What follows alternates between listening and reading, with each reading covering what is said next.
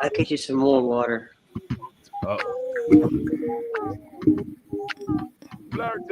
What is this side screen thing going on? You don't even see me. Obviously, you wasn't paying attention to the first part of the conversation 2 seconds ago. Damn. No, actually I was, but I don't understand why I am not in frame at all. Because this is a brand new feature. Oh shit! Oh yeah, they did. They say it's the recommended layout Ratio? of the video, Oh. either landscape or portrait, but they recommend in most cases both. What? So now we're doing both.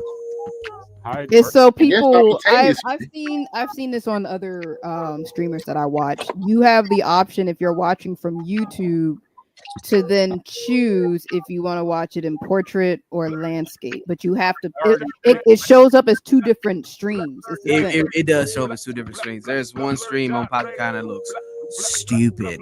Yeah. Like extremely dumb. You have to click on you have to physically click on if you want to do the landscape or Right, yeah. But I did, and then it was like, nope, we going vertical. So it's like technology's getting stupider. Yeah, because there's Pretty stupid much. people behind it. Yeah, program dumbass. Not technology. Technology I feel like a human made this. It's is just only as smart as the human behind it. Let me see how this looks on Twitch. it's gonna be normal on Twitch. It's on YouTube. Yeah, on YouTube, if they don't click on the version of the stream that is landscape, they're gonna be looking at this fucked up vertical version. But but it is something that's you can move it, like you can, yeah. Can you reposition the screens? I don't know. I didn't get that far because I was doing it during. Just hit high vertical. Like, there you go. Yeah. I don't know how to do. I didn't get that far in the reposition. To be honest. I don't think it like personally as a viewer, I don't think it fucking matters if it's landscape or vertical. Half the time, I'm just listening to the streamers. I'm not even really looking at what's happening on screen. Radio. Radio. My bad. I had to cut somebody off. Yeah, actually, I think you have to put your face in the middle. You have to like physically move yourself to the middle in order to be able to look right on that thing. That fucks up my fucking lens. I know. She But just updated her background. yeah, I didn't. I just don't use that screen all too often. Either way, ignore it. Trash. The internet is more trash than ever. Hi, my name is Mike Stidham. I'm your host for today. I got a prompt. I promise. I know where it is. It's right here. this is some bullshit. Here. Mike Stidham.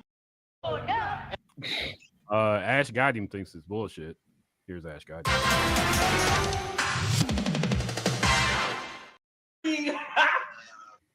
To my left is the hardest working DJ in Chicago, DJ L.O. Carter. DJ L.O. Kari. We got Kenny in the house.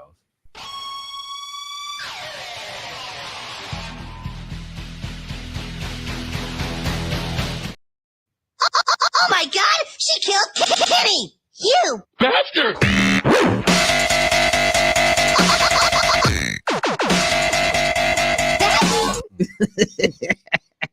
I heard the full one. I haven't heard that one in a while. It's been a minute since I heard that. I was like, let's let it ride. With us tonight, Blurddot family geekster, the super nerd. What's thingy? There we go.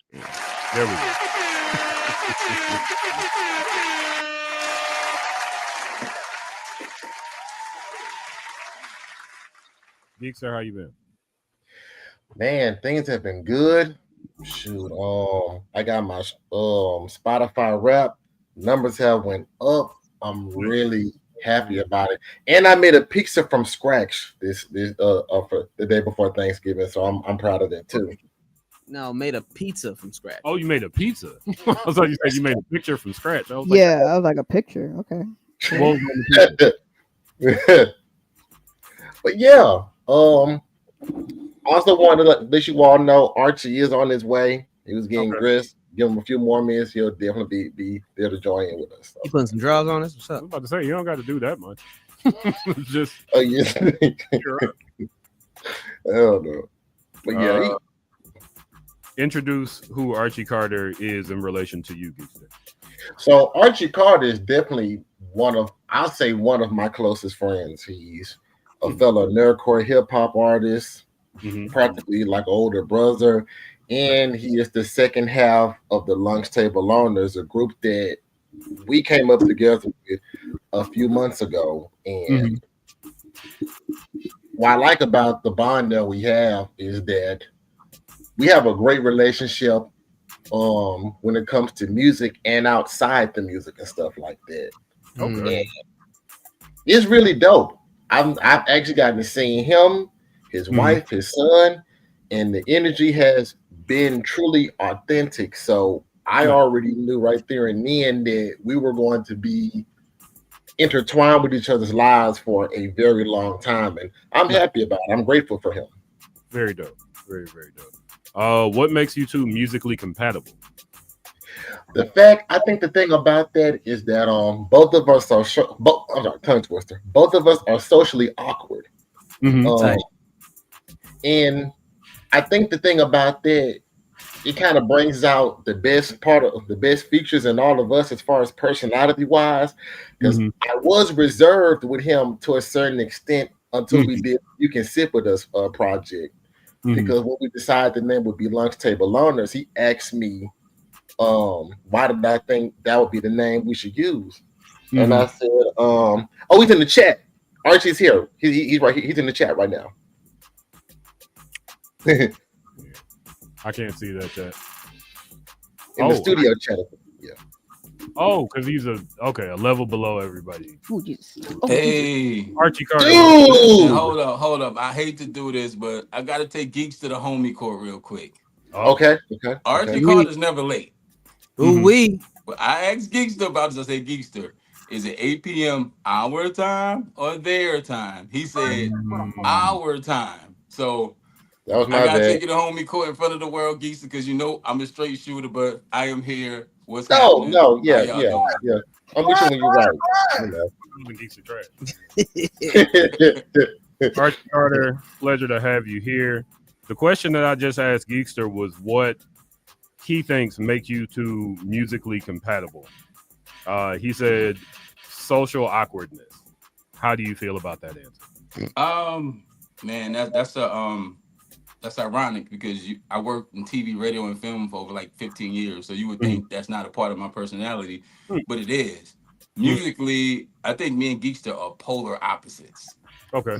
So sometimes it works when you have, you might put a little peanut butter on a hamburger and find out this is amazing. So we are polar opposites, and together it just works that way. So a wonderful show about that name. What's that? Polar opposites name. It's called Solar Opposites. What you thought? It's enough. Yeah, so that's what works with me and him. That's honestly, nice. That's why I was drawn to him originally, because I felt like his music needed a little pop to it. Okay. And because I saw him performing and doing conventions, and I said, bro, people go to conventions to have a good time. Like I said, I worked in radio for 15 years, and I had a thing when my DJ would say, where my people over 40, put your hands up. I'm like, dog, when people come to the club, they don't want to be reminded of how old they are. They want to have a good time. Wait, did you say that? Absolutely. Yeah. Who wants to be reminded that they're 50 in the club? We hit a party, bro. Throw the Cupid shuffle on, let's get it. Yeah. Who's got student debt? Woo! I said, Geeks, your music's good, but be in here, make some noise. At these conventions, it's a party. So let's have a party, but still do it the nerdcore way. So. Okay. Very good. Over 40. Probably half the convention nowadays, honestly, because these shits is expensive. Yeah. Right? My hairline says it. If I take this hat off, it look like Tiger Woods had a bad day at the golf course. Wow. Yeah. Which convention did you all meet at? Blurfest Nola. Blurfest Nola. Okay. Nice. Shout out to Vanessa Davila. Hey, what's going on, Vanessa? What's happening? You do know who that is, right? I was about to. One of y'all knows who this is, right? Oh, hey, how's it going, Vanessa? What's going on, Vanessa? Thank you for joining us. Come on now. Let's talk about the Lunchtable Loners project, what are some themes explored on Lunchtable Owners? It's an interesting name. I don't want to guess at what the themes might be. Well, the name came from my verse on Nerdzilla. Okay. And I said Lunchtable Loner in the verse. And I was like, you know what? That's a lot of people's story. You know, even though in high school I played football, I wrestled, went to state, did all these things, I was still like that kid. And going to conventions, working in radio, film, talking to people, you get the sense that that's a lot of people's stories, but they aren't very transparent about those things. Okay. And I was like, you know what? Let's roll with it. Let's make it a thing, right? As you can see, even with our merch and what we have on, it's actually a school uniform because it ties into a lot of animes. You know, most animes, it's a school theme. So we even try to keep it, you know, uniform. We have polos and khakis and a bunch of other stuff. We got Letterman jackets on the way because we want it to be not only a thing, but like a place for people. And people have really been gravitating to it. Our inbox is always with people's asking us questions, and you know that's why the phrase "you can sit with us," you know, the original phrase is "you can't sit with us," you know, but you can sit with us because we just like you, and we want you to be able to have a safe space, and that's what we like to create with our music and our shows. Nice, very dope. Where can people find that merch and that music? The music is Lunchtable Owners everywhere. The merch is actually on the way. I don't know if Geeks to talk to you guys about this, but we actually headline an Animeverse in Houston in February. So very dope. It's us, and I told him K-pop Demon Hunters are going to be there. There's nothing bigger in the world than the K-pop Demon Hunters, and you got the Lunchtable Owners on the same stage. So we're going to have all that in Houston in February, 13th through the 15th. For sure. So check for that in February. Folks watching, folks listening. When Houston come through. For sure. Shout out to Houston. It's really hot there. I'm from New Orleans, bro. We're way up here in the north. There's a lot of snow outside. The first time I got out of a car in Houston in the summertime, I felt like I was on fire. Me too. I saw it. I lived in New York for 1 year. I called my mom in the middle of the street when a snow truck was driving by. I'm not gonna be here next winter. I'm out. Listen, New York ain't got nothing on Chicago. New York is actually further south than Chicago is. Oh wow. We get it bad. Shout out to everybody marking parking spaces and who had to pull their boots out of the closet these past few weeks. Wear my juice boots for a while. I do feel at home in Timberlands. This is where I belong. So Archie Carter, we start off every show with a segment called Blurddouts. Hold on, let me hit the button. During the Blurrdot segment, we talk about whatever geeky thing we have done in the, I don't know, week, month prior to this show. So I'll lead by example. My blur. Darren, who is my best friend, who doesn't have a picture down there, showed me a wrestling match that, if this had been the first wrestling match I had ever seen in like 1980, what was it, 6? When I started watching wrestling, I'd never watch that shit again. Oh man, what was the match? It was, Darren can help me out with this. There was a white man named Hangman. I know y'all like Hangman. I do not appreciate it. White dude named Hangman. I'm sure he's a great guy. Adam Page? Yeah. He's a very great guy. I bet, but not a great name. Horrible name, by the way. There was a young black fella in the ring with him. First they started stapling stuff to each other. Swerve. I got you. I know what you're talking about. The match, he like pierces his cheek. The syringe. Hits him with a chair, and I was like, I'm all about fake violence. That's a good time. Freddy movies, Jason movies, your mixed bag of horror. To see a dude get a thing shoved through his cheek, I was like, that's a lot. Hey, man, it's all fake. Remember? Come on, man, it's all fake. Everything's fake, baby. Come on. That wasn't a real. That wasn't a real cheat. It was a magic trick.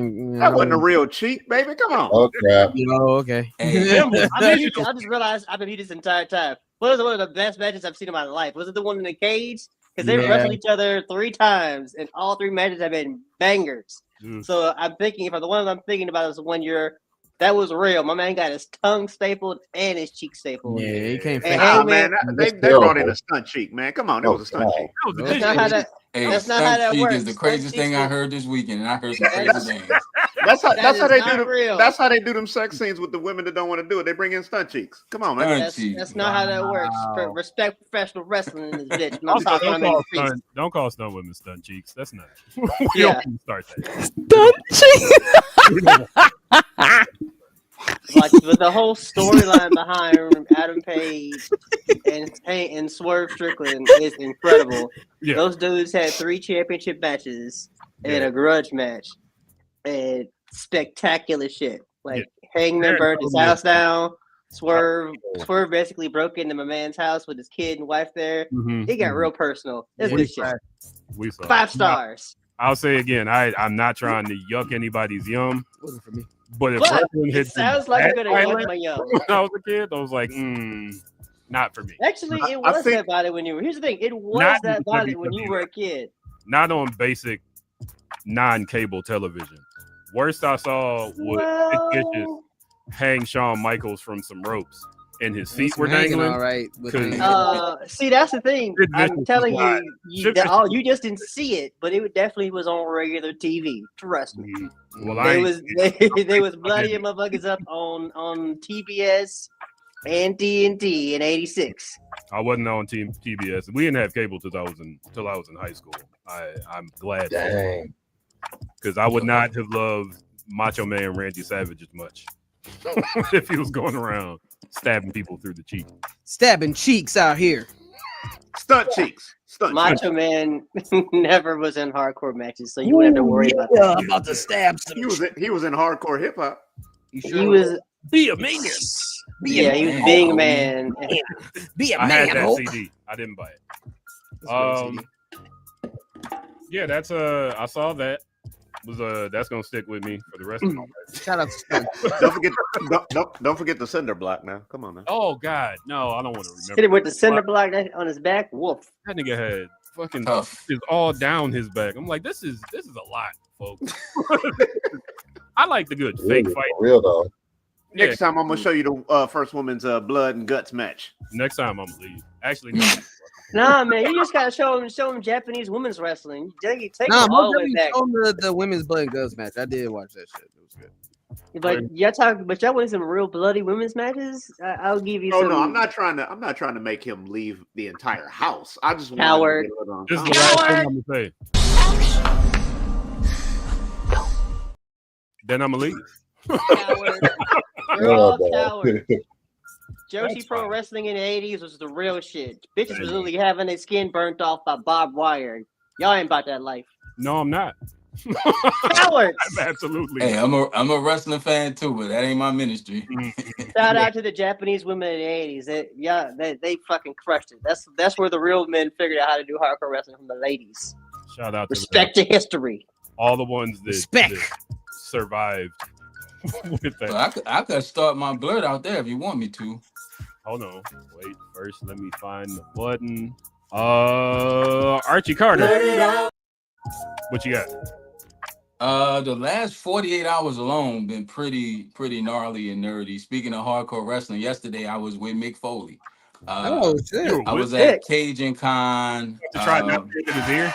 and we talking about the row of wrestlers was Kevin Von Erich, Jake the Snake, Ted DiBiase, Hacksaw Jim Duggan, Mankind, Rikishi, Ron Simmons, Earl Hebner, the Archie Carter, One Man Gang. I did Cajun Con. As you can see, I got the nunchucks right there signed from Johnny Ninja Johnny Michelangelo, the original in the suit Michelangelo Ninja Turtles. They were there performing with Partners in Crime, who did the Turtle Power theme. For sure. And I met the voice actor Majin Buu, who's gonna sign my arm, and I'm gonna get that tattooed on me.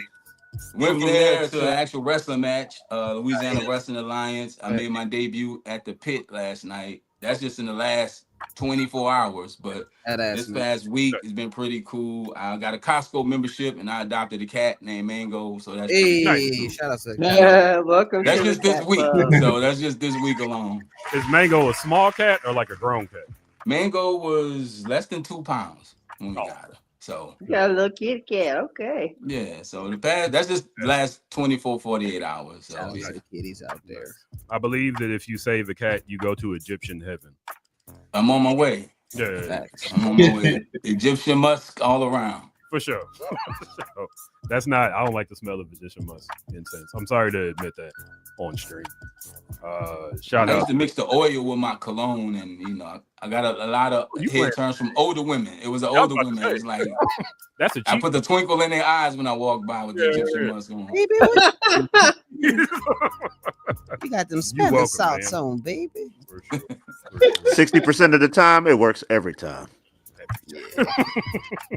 Yeah. Well, thank you for that blurred out, Archie Carter. What was how tall was the real Michelangelo? Shorter than me, but I'm 6'2". I figured he wasn't. To be in a turtle suit, none of them turtles was all that tall. Yeah, Ralph, Donnie, Mike, all of them was there, but yeah, they weren't. They weren't like under 6 feet, definitely. Gotcha. Gotta be tall enough to fit in the suit. This is true. And move in it. Yeah. And move so well that little kids like me practice roundhouse kicks in my babysitter's backyard. Did we hit each other? Yes. Yes, we did. Thank you, the Archie Carter. What they don't tell you about them suits They stink. is that after about an hour or two, those suits increase about 20, 25, maybe 30 pounds. Yeah, because sweat. Yeah, and it's hot. That's it's nasty. hot. It's like a Hammer music video. You can't have nobody else in that suit. Shout out to Warner Saunders, who worked on tour with James Brown and Aretha Franklin, and he's like, "Here's what they won't tell you about the outfits James Brown put on. Stinky as fuck." I mean, no disrespect, but James Brown was drenched in his own sweat by the end of the night. Absolutely. He had to wash that smell out of He had them many perms he sweated out. Oh, for sure. Rest in peace, James Brown. Next Crazy, up on the crazy blurred bastard. outs, Geeks are the super nerds. Blurt it out. What you got? Oh shoot, I really haven't blurred it out that hard. I just been training on Street Fighter Third Strike, streaming on Twitch this whole week, trying to gain my followers and stuff like that. What are you playing? What are you playing it on? PlayStation 4. On PlayStation 4. Do you want to your PlayStation is let's say your PlayStation is still working? My God. Mine do. I think I'm gonna tell you, this is what I've been dealing with, and I don't know, maybe the universe is telling me it's time to upgrade, but I'm being stubborn. I mean, every so often, what I'll do, I'll go on Twitch and I'll say for like 30 minutes, I'll be straight. Out of nowhere, I have to reconnect the Wi-Fi to the PlayStation 4. So does your PS4 sound like a jet engine? Does it sound like the fans doing too much work? Yeah. Like it's about to Just fly like away. a jet engine is about to fly away, G. Yeah. Bro, if you play anything that's like, it's a good thing you're playing Street Fighter though, because if you were playing anything that's like attempted to be next gen, your shit would be sounding like it would sound like a 4x4 trying to get up a hill. Mine sound like that now since the new Fallout update. My PlayStation crashed every 20 seconds.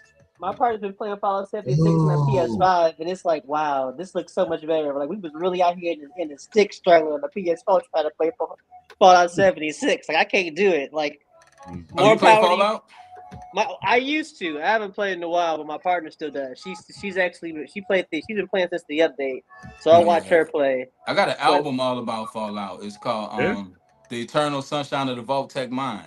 Nice. Definitely, that makes Lunchtable Loners make sense right there. Just in that one sentence.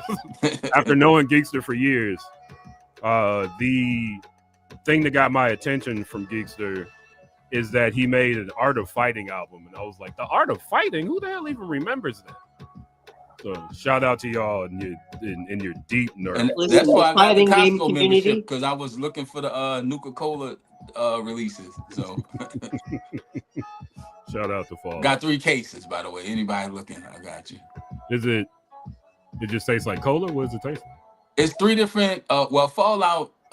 It's a big part of the game is based around Nuka-Cola in the bottle. And the flavors in the game, they actually made a Vault Tech pack, and it's a 12-pack, and it's 3 of the flavors in the game that they made in like branded through Jones Soda. So it's the Sunset Sarsaparilla, Nuka Grape, and Nuka Quantum Cola. Ooh, the sarsaparilla from Jones is really good. That's a Ooh. Yeah. Is it okay? When I see you next week, I'll put you on because you're gonna be in town for the film festival. So. Oh yeah. I meant to tell you, I got a performance at a film festival at Henry Turner Jr.'s listening room.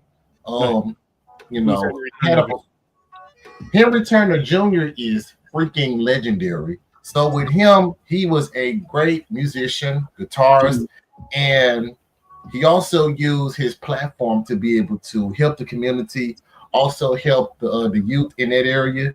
And he did it to a level to where the whole city dedicated a day to him, Henry Turner Jr. Day, but he capitalized off that and turned it into a Flatfoot festival that happens. I think it's been going on for the past 9 years now. Okay. So I got to meet him after I performed, and I did so good that they actually invited me to perform at the film festival. A lot of movie directors, movie producers will be there. So it's really a good opportunity for me to network and possibly get some of my music on as a soundtrack for some of these movies. Nice. Very dope. Congratulations on that. Also, Henry Turner Jr. has a very nice website. Then after that, I'm taking Geeks to his first wrestling match. So nice. Hopefully I see somebody throw a chair at somebody. Or you slam them live, brother. I mean, they usually kind of have to. Hopefully you don't see somebody get pierced through the cheek. Stunt cheeks. The stunt. Depending on where you're going. I think we got our next single, Geeks the Stunt Cheeks. Oh no. Let me know when you release that. I want to hear that. Geezer, you got anything else that you're blurting out about? Oh shoot, nah, not that I can think of. Okay. Well, thank you. Say it again. Oh, that ends my blurred out. That's all I've done lately. Got you. Thank you, Geezer. Next up, Ash got him. Well, I'm a year older. Hey, come on now. It says the Crypt Keeper. 1 foot in the grave. Yeah, I still look younger than all of you. Hey, I don't know. ain't gotta say that. I've never seen Darren face. You ain't got to say that. I could tell from Darren's voice. I look younger than him. Wow. I guess I'm talking like this now, huh? He said you can hear the ARP in his voice. The AARP is double A, sir. You would know, wouldn't you? Yeah, I would, because I'm old as fuck. Now get in the grave. Get in the grave. Congratulations on being Jesus' age. Jeez. He is not my age. 33? I'm older than him. Are you 34 now? Yeah. Ooh, that's close to 35. You are almost old. That's funny. I'm older than him. I bet you I look younger than him. But in any case, no, I'm sure. What else did I do other than getting older? I saw some movies. I saw Demon Slayer? No, I did not see Demon Slayer. I'm gonna just have to catch that online. Honestly, I'm waiting for the part 2 to come out so I can just do both at the same time. Oh yeah, me too. Huh? Me too. Part 2 isn't for a while, but we lose. Elgin? No. The internet is so unstable in here for some reason. I don't know. There he is. I saw Zootopia 2. I don't know if I saw Zootopia 1. It was fine. Like, I would say quality, both in like visuals and story, it's on par with the first one. Okay. Even though it's been 10 years, I think, since the first one. But in universe, it's only been a week. All right. But yeah, that was it was cool. It's expanding on the world a little bit. They even hinted at expanding on the world even more in a potential third one, if not like a TV series. Oh Lord. Well, they already had a TV series. They had like a short, maybe 6 episode side story on Disney Plus. But yeah, the story is fine. The characters are fine. You know, I usually try to. Who's some of the voice actors in that? Oh my God, everybody and their mama, honestly. I know Roman Reigns and CM Punk were like 2 of the cops. I wonder if they were the zebra. They were. No, they were the big ones. They were like the rhino. And the rhino. Shakira. Yeah, they were like the big cops. Well, considering most of the cops are like bigger than our I can't remember which ones. But yeah, yeah, a lot of they had a crazy bunch. Yeah. They got Devo? Wait, isn't Devo? Yeah, he's the voice of the Finnick that looks like a baby. Literally, his only line in this movie was like "Goo Goo Gaga." Yeah, so They should have had one bike at one point. Just the one. Not sure who Ed Sheeran voiced, but he did do like the main song of the movie. Like he co-wrote that with Shakira. I've never listened to a full-on Ed Sheeran song. Yeah, I don't know a single one. I know one. Yes, you do. Shakira song and it's Castle on the Hill. Shape of You. I'm in love with the shape of you. Oh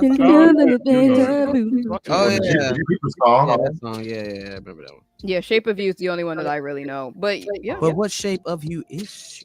And Evergreen. When your legs don't work like they used to. Damn, that's like a over 40 song. Danny Trejo. When your knees stop working. Okay, so The Rock is in this. I thought The Rock was in this. Okay. No, it was Roman Reigns. Roman Reigns and CM Punk. Roman Reigns. Not sure who CM Punk was an actor. I don't know. Anyway, so that movie's fine. I also saw The Housemaid. What do you give it out of 10? Out of 10, solid 8. Okay. It was fun. Looked good. I like the world. I like how sarcastic Nick is as a character. Like he doesn't have that like a emotional come to Jesus moment because again, in world it has only been a week since the last movie ended, and they've only been on the police force as a team for like a week. And I think Judy herself is only our cop for maybe a few months. So actually, you're going in and out. You said only been a cop for a couple months. Yeah. So them fucking up the way that they do makes sense, especially given Judy's personality type, which I thought would clash with Nick. Nick is but he's the fox. Yeah. Oh, he's a fox, all right. But like watching how it plays out, and he constantly reminds folks, like when they ask him, like, why don't you take things seriously? He's like, I use comedy to hide my childhood trauma. Like he says that. He says that at least twice, and it's like it's partially a joke, but it's also true. And I kind of appreciate that he's like not hiding from the fact that he's like, yeah, I'm avoiding a lot of conversations because of my trauma. Yeah. But shout out to little kids for like growing up with that thought. Yeah, but like they also introduce like the sense of like therapy too, which he is open to, but like with most people in therapy, it's gonna take you a bit to like actually see its benefits. So yeah, not even just results, just like actually see that this is helpful for you. You know, just talking to a professional. Professionals are not necessarily going to give you the answers. They're just giving you the tools in the space to work through these issues. That's how I see it. That's how my therapist does. So ask me like, okay, so what do we want to concentrate on next week? Type stuff, or like here's some material I can give you to read and work on, and then we can regroup next time we meet. Type stuff. But anyway, back to less depressing things. Also saw Did I tell y'all? I told y'all I saw what's it called? The Running Man. Did I say that last time? I saw it too. Yes. Yeah. So saw Running Man, saw The Housemaid. What's the housemaid? With Sydney and an old girl who was the Sydney Sweeney before Sydney Sweeney became Sydney Sweeney. Okay. What's the premise here? A young woman with a questionable past is hired to be the housemaid for an affluent white family in which the wife seems a bit off. And the family themselves have their own kind of secrets, and it kind of clashes and comes to a head. I enjoyed it. What DJ Lokari meant by the lady who was Sydney Sweeney before Sydney Sweeney. You know what I mean? Yeah, that girl. The other chick, the one in the window, her. She plays a real good stupid person, unstable person. Yes. Does she ever? She plays stupid well. Yeah. Like watching the movie, I'm like, why the fuck is he with her? Like I'm telling you, the way she be crashing out and doing things made me side eye the husband. I'm like, there's something wrong with that nigga. Like The fact that he had the patience to deal with the shit that she was doing. Like you saw in the trailer, this bitch is throwing shit from the fridge and everything. Like she was crashing out, and he's just like, it's okay, you're gonna go take a shower and we're just gonna do this, that, and the third. He didn't raise his voice at all. I would have came down in the kitchen like, bitch, what the fuck are you doing? Well, you know, that's not appropriate. You know? No, you would have raised your voice at the very least to see your spouse throwing shit out of the fridge. Black men can't do that. Yeah, that's something that white men get to do. We don't get to do. Shout out to the men with patience. Well, stable black men can't do that. Yeah. Well, also, again, any relationship requires patience. Okay, well, there were many a times during the movie that as Sydney Sweeney, I would have quit the job on the spot. Yeah. Immediately, day one. That crash out in the kitchen was day one. Ooh, how bad do I need this money? Right, but she needed all that the job came with pretty bad given her situation. So I get it. But even I'm like, I don't know, man. I think I might just try it out in my car. I'm gonna just live out my car. But yeah, money ain't good money. Can I ask, how was The Running Man, and was it kind of like based on an old movie? Hang on now. Let's hang on. Hang on. What we're gonna not do is do the spoiler thing. But I'm gonna just step back. No, I don't want spoilers. I just want to know, was it similar to the? So first and foremost, it turns out that Darth Vader is Luke's father. You son of a bitch. Just throwing All right. So as someone who was going into this movie as a blank slate, but only saw the trailer for the original version, nothing like the original. Okay, that's all. At all. It's its own thing, but it's still like a sequel. Like it still takes place in the same universe, but it's like it's not a sequel. It didn't take place a week after like Zootopia. No. It's a whole nother thing. Yeah, because to me the trailer didn't feel like the original. That's why I asked. No, this one. I said same universe just because like they harken back to. Well, yeah, you're right, Mike. It's not the same universe. They pay homage to things and characters from the first movie. But Arnold's character exists in this. Yeah, like he's on their currency. But it's okay, all right. Yeah, he's on the currency, but they do. He's on the currency. Okay. Yeah, they do refer back to former winners of the Running Man, but they did not say who it was. Well, that's the gig of the Running Man. Nobody's ever actually won. That one guy won, and then he blew up the studio and killed the host. That's the original one. Came out in the 80s. Yeah. Not this. They hearken to. They said there was like a previous winner. It had been years since the previous winner. So me not having seen the original one was thinking like, okay, so they were referring haven't to seen the original. Like that is just. I can't. Okay. Once again, I am older than dim sum over there, but I'm still younger than y'all, so I don't have the You're older, plethora of Hey, movie hey, Mike. knowledge Hey, as y'all. Mike. Hey, Mike. Hey, Mike. Shut up. because he's old. Hey, I don't Mike. have the plethora of movie experience as y'all, and I did not have the interest in the movies that I do now until I was like in my late teens, early There's a 20s. movie that came out in like what? 89? Interesting. Yeah. Long I time. was born in 91. Okay. Somebody may have held Ashley on their knee to watch the run. Maybe it might have come on like TNT or something, and I didn't know what the fuck I was looking at. For sure. I don't know, but I'm sure like Naked Ash might have. I have to double check with her. She liked a lot of the like pulpy 80s action movies. She's big into like John Claude Van Damme and stuff like that. Naked Ash, because apparently she doesn't like clothes a whole lot. I mean, at this point, I love Naked Ash. It's I didn't know that. Yeah. I mean, you live alone. Naked Ash is Clothes a are an different option than this virtual Ash here.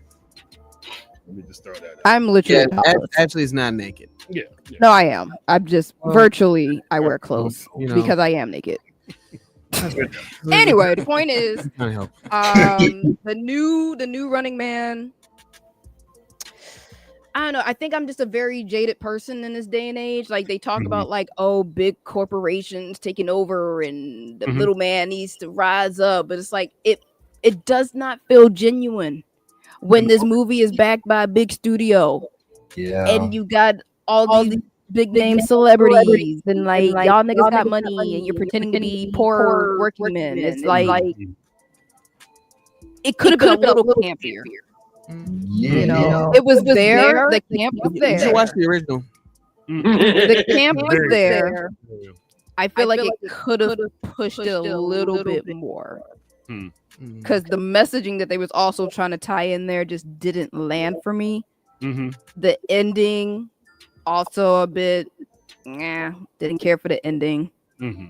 It felt the ending very much felt like we had people. We had a tester audience and they didn't like our original ending, so we had to cobble together this ending. Interesting. That's what it felt like to me. Like I felt like it could have ended. Original ending. What'd you say? That makes me miss DVDs because I want to see what the original ending was. Yeah. Well, this is just what I feel. This might not be the case at all. This could be the original. Okay. This is just how I feel. Like it felt to me like it could have ended at another point. But giving it to like a tester audience and they got the feedback and the studio's like, okay, well, let's make this the ending kind of thing. Interesting. Also, they wasted showing Old Boy's butt. Oh wow! Like Old Boy is like naked hanging out a window, but it's like far enough away that they did not have to have that man's ass out. Like it could have been like they could have prolonged it. It could have been like an actual like funny sequence of this man trying to fight for his life but naked. Like that could have been funny. Him just being ass out from afar, like just put some underwear on him. Y'all ain't gonna do that. Without jeans. It was just that was the way. So that annoyed me. Also, they paid. We gotta call this episode. Was it the actor or was it Stunt cheeks? Was it stunt cheeks, baby? Say that again. I said, was it really the actor hanging out the window, or were those stunt cheeks? I have to go back and because there was a behind the scenes for that, but I'm almost certain. Behind the scenes. Oh, yeah. I'm almost certain the actor. Stunt cheeks. I think the actor did that stunt. I think. Good. Either way, whether it was stunt cheeks or real cheeks, they were some nice cheeks. At least you're being honest. But it was wasted. They ain't have anyway. They also made another call out to other Stephen King properties. At one point, they're in Derry, Maine. Yeah. I was like, I know that place. Oh Lord. Stephen King does the same thing in his books. Just throwing that out there. Yeah. Yeah. Oh, but like one point that Mike has pointed out, a black woman was married to a white man. What? And their interracial baby. Did she have to be black? There was like no reason for his wife to be black. It was man inclusion. I know. I'm just saying. Inclusion. It just reminded me of Mike's criticism of like a lot of commercials that whenever it's an interracial family, it's usually a white husband and a If you're black doing lady. housework when it starts, it's gonna be a And white the curlier the baby's hair is, the better. That baby better have the curliest fucking hair. She better bounce off her head if you throw her on the floor. Her hair better be so goddamn curly. Colored, loose curl pattern, high yellow baby. Mm-hmm. Mind you, shout out to all the variations of black that are out there. I'm not trying to say nothing bad about nobody. Oh no, it's just Marketing. feels marketing ploy when they do that. Yeah, I get that. But yeah, I'll add in another thing that I didn't like. I didn't like Running Man for like the first 20 minutes because not only was it making, how do I say this on there? Yeah, careful. Was it spoiler? If you're going to give the white male hero a black wife and make him be able to use his rage to save his family, I don't like it. Because black men don't get to get angry and then punch windows when we're applying for stuff, and then we can still get in. We do. We just get shot afterwards. We can do that all the time, man. Let's do it. Let's all make a pact to go out and break something right now. This is a bad idea. Also, for people at home, don't do that. Don't do that. Yeah, so my recommendations for both The Housemaid and The Running Man. The Housemaid, if you ain't got nothing else better to do, you got matinee money, you won't feel like you wasted your money. Damn. So wait for it to stream? Yeah, you can wait for it to stream. In fact, I think it would be even more fun to watch it at home with your girlfriends with a bottle of wine, especially black women. Can I watch it with my all the maid? reasons why they should not have done X, Y, Z in the third. Can I watch it with my maid though? Is she gonna get upset if I watch this with her? You can't afford a maid, so why are we even talking? I got 3 maids looking at me right now, wondering why you said that. Oh, what, your mama and your grandmama? My mom is dead. Oh my God, I'm sorry. My mom is dead. How many? This is the fourth time I had to tell you. I legitimately forget. I'm sorry. This is the fourth My time. God. My mom is dead. I'm sorry. I'm legitimately. She gone. Okay. Goddamn. I'm I'm about to sorry. to the guests. Jesus One of Christ. y'all figure out who's gonna do it. Acting out in front of the company like this. Anyway, watch it with the homegirls, those that are living, all that good stuff.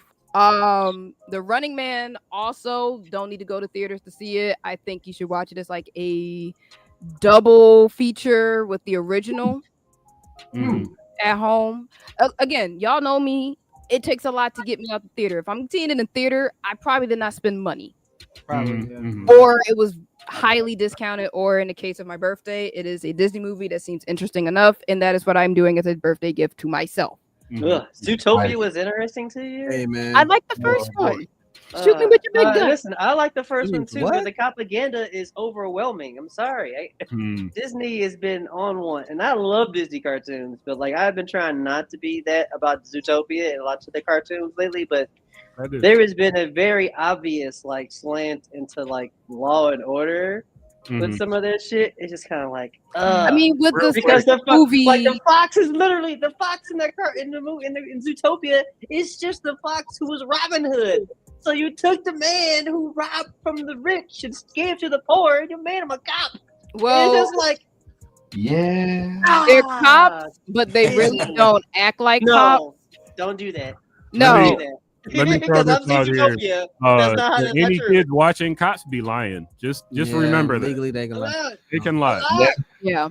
Yeah. Again, watching them in Zootopia too, though, they go against the grain of the cops so much. I forget that they are cops. You're supposed to. Yeah, so, that's the point of propaganda, my love.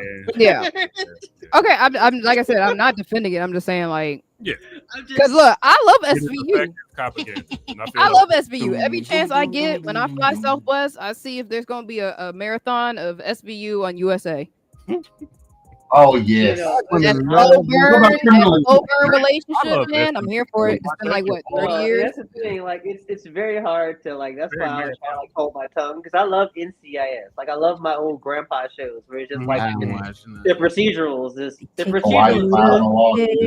Yeah, but you know what's gonna happen, and like there's a at least with those older shows, like I would say from like the 90s back, there's an air of like Hunter. Not Hunter was sick. Hunter was just badass.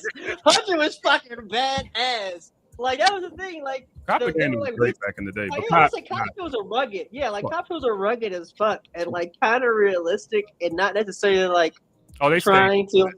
But that's the thing. I mean, that's the thing, but there was an air of like this is what cops should be, not like this is what cops are. And it's just like, yeah. You watch the show, Cop. You see Cop say stuff feel. like, he flipped his lights on for a second. I'm gonna pull him over. It's like, why are you pull him over? Yeah. Leave that man alone. I have that mindset when I'm watching.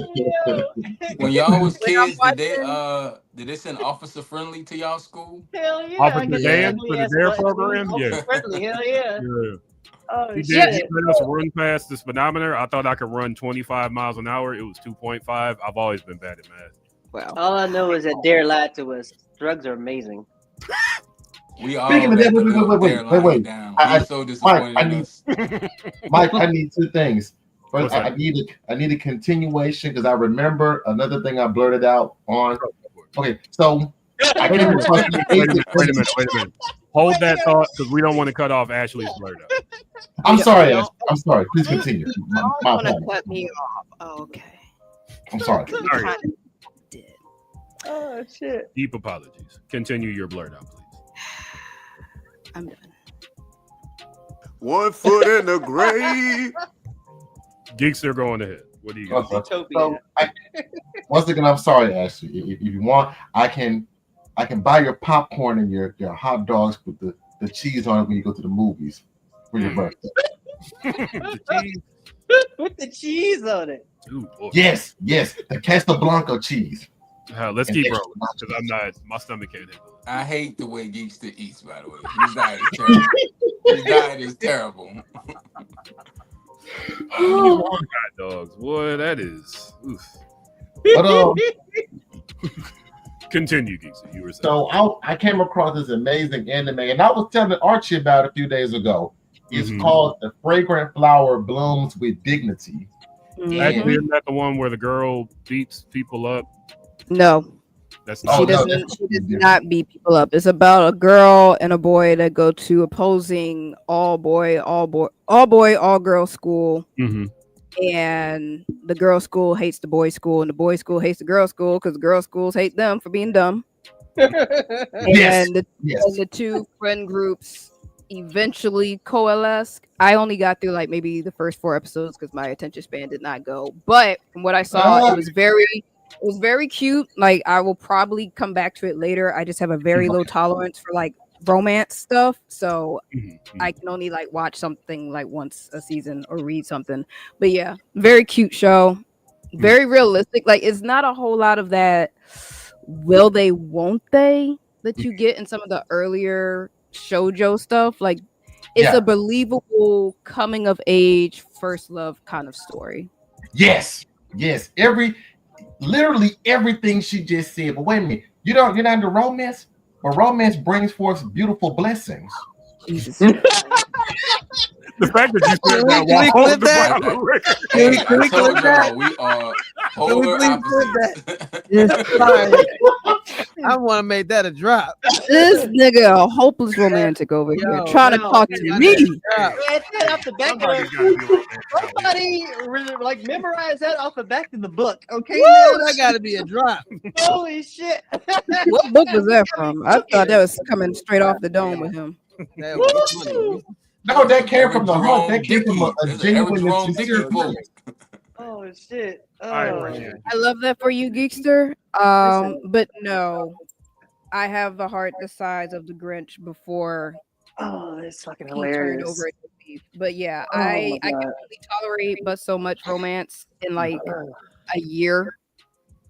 The Grinch was misunderstood. He Wait, didn't don't hate you? Christmas. Don't He you, hated people. Wait, don't you read Yowie? Okay, the okay. Yeah, hold up. Romance.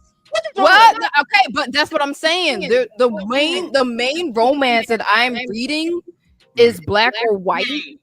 That is what? It's got to be real clear. I mean, Okay. I have a Non-conventional low romance. tolerance for romance, so I'm very particular about what I read and what I consume.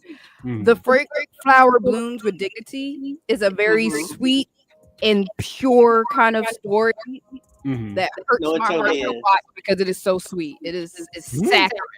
So I can only tolerate but so much. The stuff that I'm generally reading is more on the adult side. It's not as pure and innocent anymore. It's still mature, sometimes leading into the smutty, but more Like High School tolerable. DxD. I just wanted you to say that.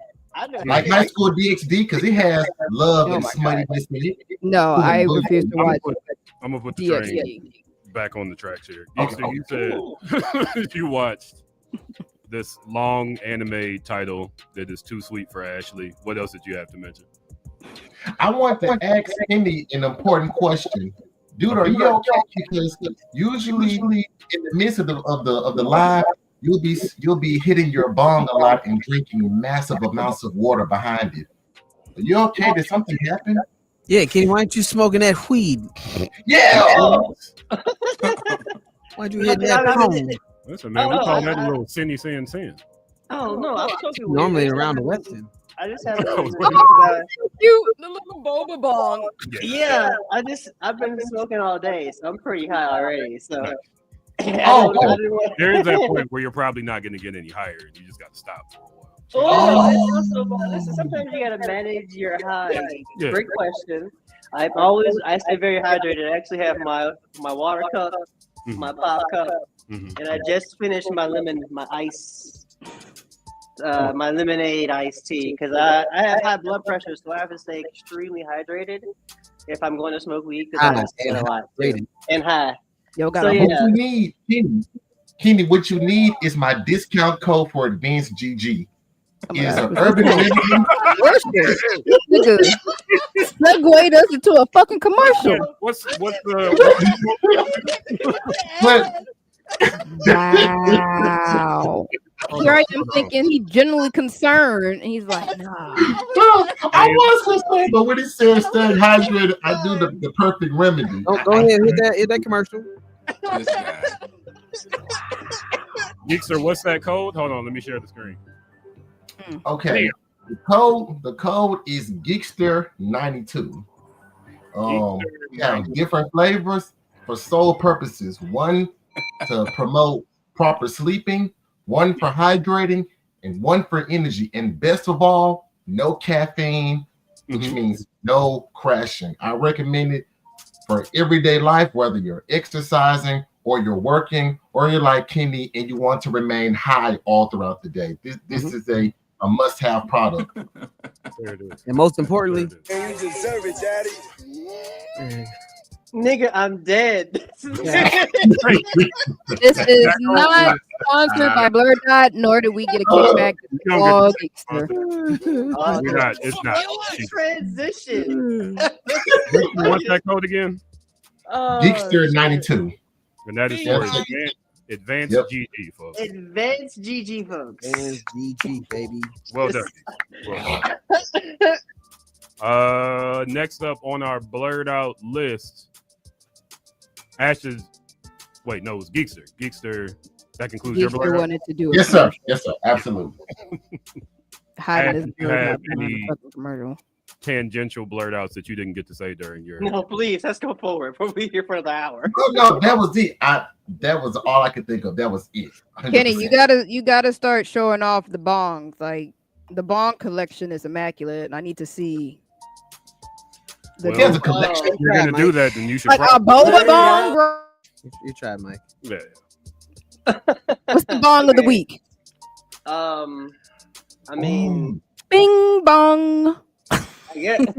Bing bong. I don't know if I showed off. That's a drop. Yeah, you never heard that. I don't know if I showed this one. So this is a poison apple. This is where you put your weed at. Yes. Is that this one is a no. It is. It's basically Drugs like are bad, okay? It's basically like the poison apple from Snow White. Sleeping Beauty. Yeah, thank you, Sleeping Beauty. Oh no, you were right. It was Snow White. Yeah, Snow White. Yeah, Sleeping Beauty. I was thinking that.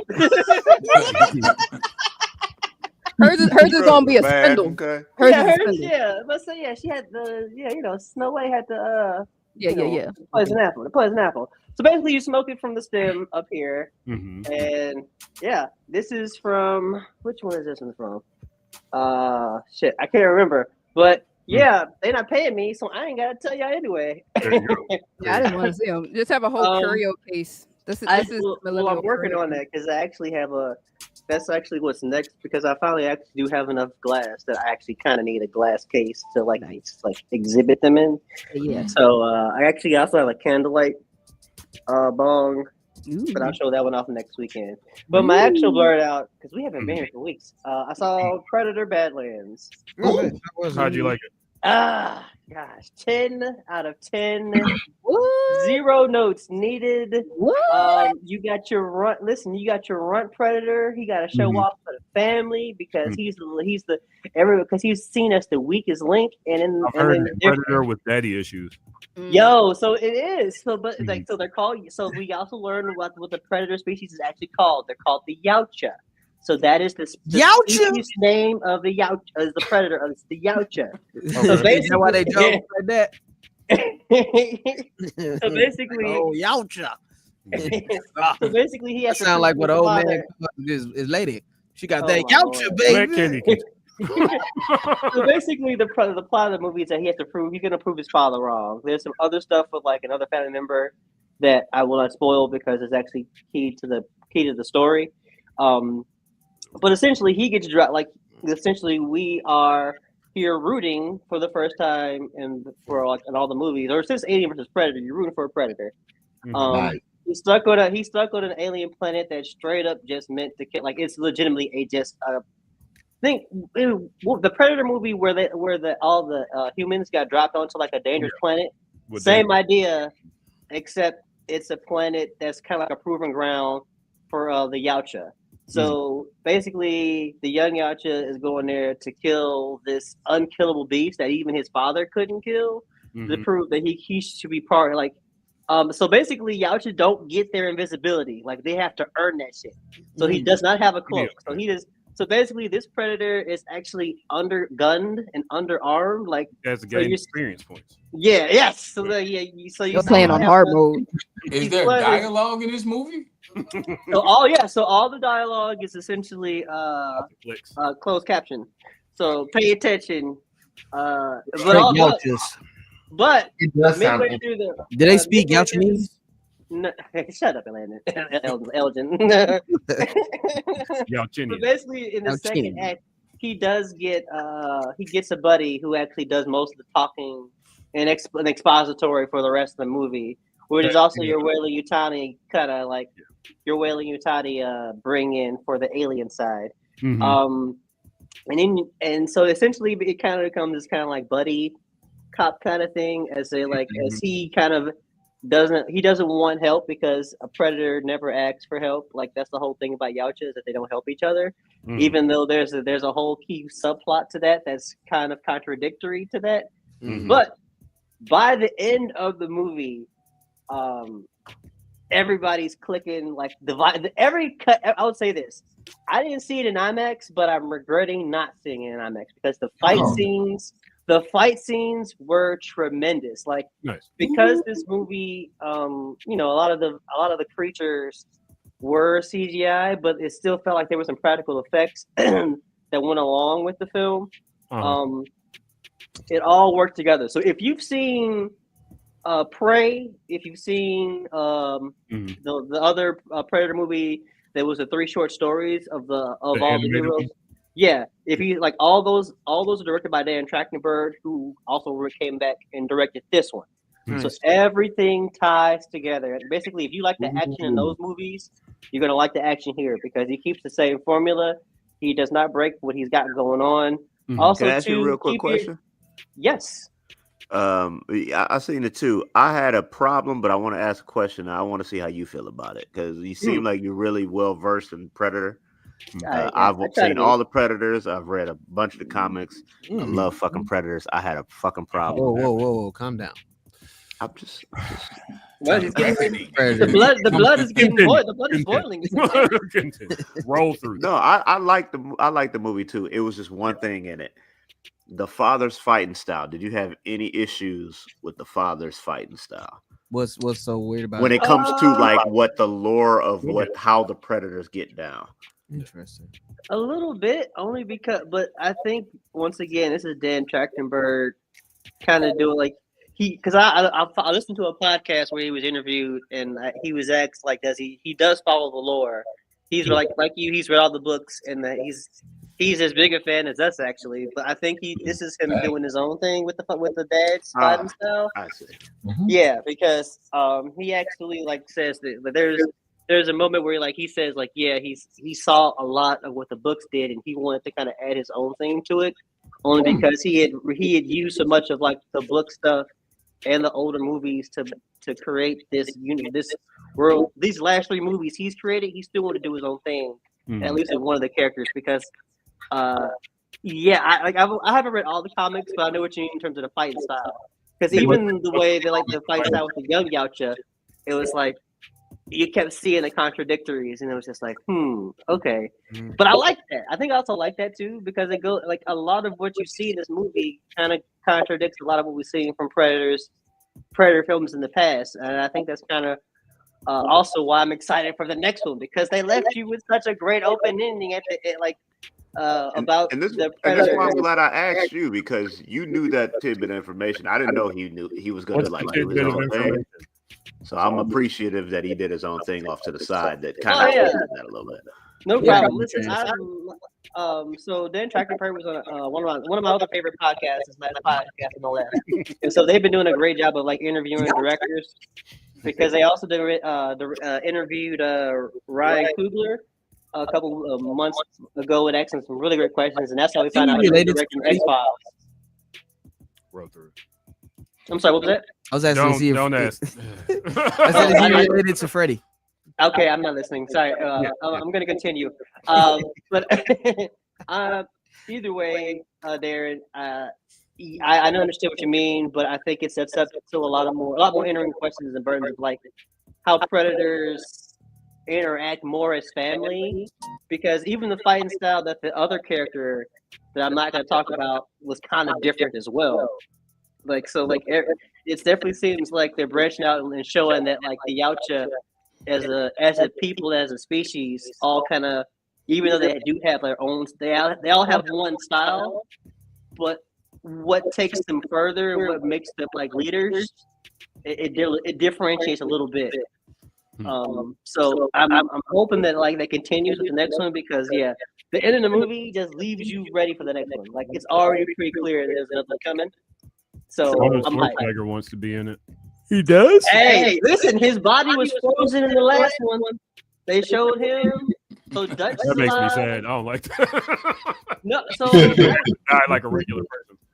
see, that was the thing though. Like he never died in the movies though. So like Yeah. Dutch never died, baby. Oh no. I feel like I was happier when they were mentioning the fact that he was one of the only people that came out of it alive. But I also get, hey, he's actually been in physical contact with him. Put him in ice. Figure out what the hell's going on with this dude. Exactly. And then, you know what? And being 80 years old. And you know what? That's the thing, though. Dan Trachtenberg actually also did like answer the questions because if those 3 characters from 3 different timelines are in ice, what does that mean for the Yautja as not just a species? Like, so are they also time travelers? We don't know. But Dan Trachtenberg was like, "Oh, that's good. You're going to get more answers." Like while there are questions based on those endings, so literally from the last 2 films, like the director was like, "Those questions will be answered." Like, I really hope he goes the alien route with it because they put them in stasis whenever they want to fight them. So it would make sense that they have them on ice and go, we want to fight this nigga that killed Earl that one time. Well, we him on ice and we'll bring him out. And you know what? And you know what, Darren? Geriatric man. And you know what, Darren? I did. Bring your old ass out now. I'm like, because I left out a very important key plot point as to why Weyland-Yutani is there, which are also kind of connect to having the aliens brought in later. Yeah. That's why like this movie does such a good like. People are gonna think this movie is just a straight up action movie, but there's actually a lot of really good story beats in this film, and I really want people to pay attention to those because like even with Prey, like Prey in this movie specifically, like Dan Trachtenberg tells a story of like a family of like communicating as one. Like it's deeper than you think for like an action film, but I really appreciate it because it just gives more lore to Predator as a universe. Nice. So yeah, 10 out of 10. This is something you go see at the movie theater. Go see it. Been playing Marvel Cosmic Universe. Just through the first 5 levels. Haven't beaten it yet. What's the highest combo you've gotten so far?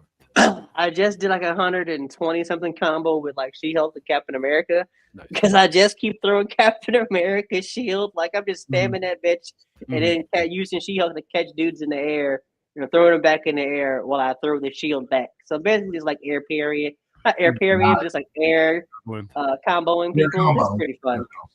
I think I just unlocked Phoenix. So yeah. I just did a Rainbow Road with. We called it Rainbow Road.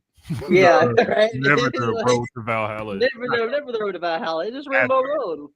So like it's been really fun. Dotemu has been on a roll. Like I want to play Absalom because they basically take the kind of like the same premise of like Turtles. That's a really good game. And Cosmic, and they do roguelite with it. So like I'm definitely gonna grab that next.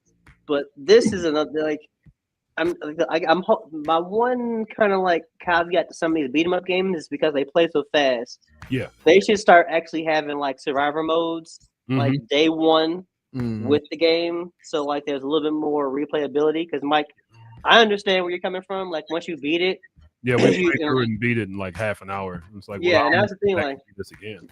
That's why I like the River City Girls. You get to have a whole city to deal with. Yeah, exactly. And once you beat it, you unlock some more characters, and you can play it a different way. Like that is the one thing I think that like that is the one downside to some of these beat 'em ups, like including Turtles and this one, and Streets of Rage is that like once you play it, unless you like doing score attacks. Or like I like doing survival, so I'll always play a survival mode game because I have Double Dragon Gaiden, and that's all I do now because I've beaten the game enough. But like I love going back with different characters that I'm still unlocking and like playing those beat 'em up modes where you just fight waves of hordes of bad guys. Like it's super fun. And this game is honestly Marvel Cosmic Invasion is tailor made for that type of gameplay. And I kind of wish that was something that was immediately because I'm having a good time with it and I'm going to play it a lot. I'm going to play it over and over again because I love using all the characters and different styles of play. But like that's not everybody's going to want to do that. So I think maximizing that play time is something that I think is still key for them. So like give this one like a replayability. Yeah, absolutely. 8 out of 10 for the game. Definitely worth your time. Definitely worth playing. If you're on Xbox, you don't have to pay. If you have the Xbox membership, you don't gotta buy it. It's already there. But for anybody else, you gotta pay that digital fee of $30 for sure. And it's worth it. It's actually worth it. Yeah. I think it was $26 when I bought it. If you like Marvel vs. Capcom, it was $26 when I bought it. If you like Marvel vs. Capcom or any of those games, it's that game as a beat 'em up. So it's kind of hard to mess up. Ooh. Yeah.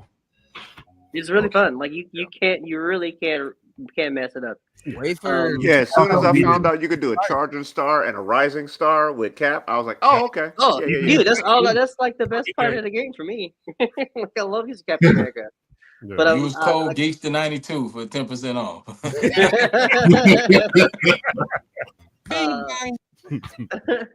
But definitely recommend the game. Still playing Fist of the North Star, Lost in Paradise. I love that game. Oh, it's so fun. It's like I finally unlocked some modes where like now I'm just doing and I'm never gonna like beat the game because now I'm a bartender. I'm just making drinks for people. Like I run around as a bounty hunter. Like some little kids want me to like play hide and go seek with them. Like I'm not doing shit I'm supposed to be doing. I'm supposed to be I'm supposed to be like in a car. I'm supposed to be in a car race so I can go find my girlfriend. And I'm just like, I'll get to that car race later. Like I gotta go like serve this dude a drink. Like I got work to do. Go Like, hang I out. gotta go.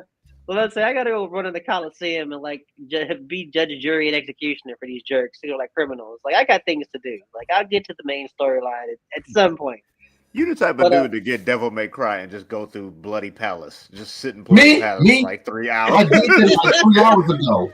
That was literally me. I knew it. As soon as I said it, I was like, I know it. I know it.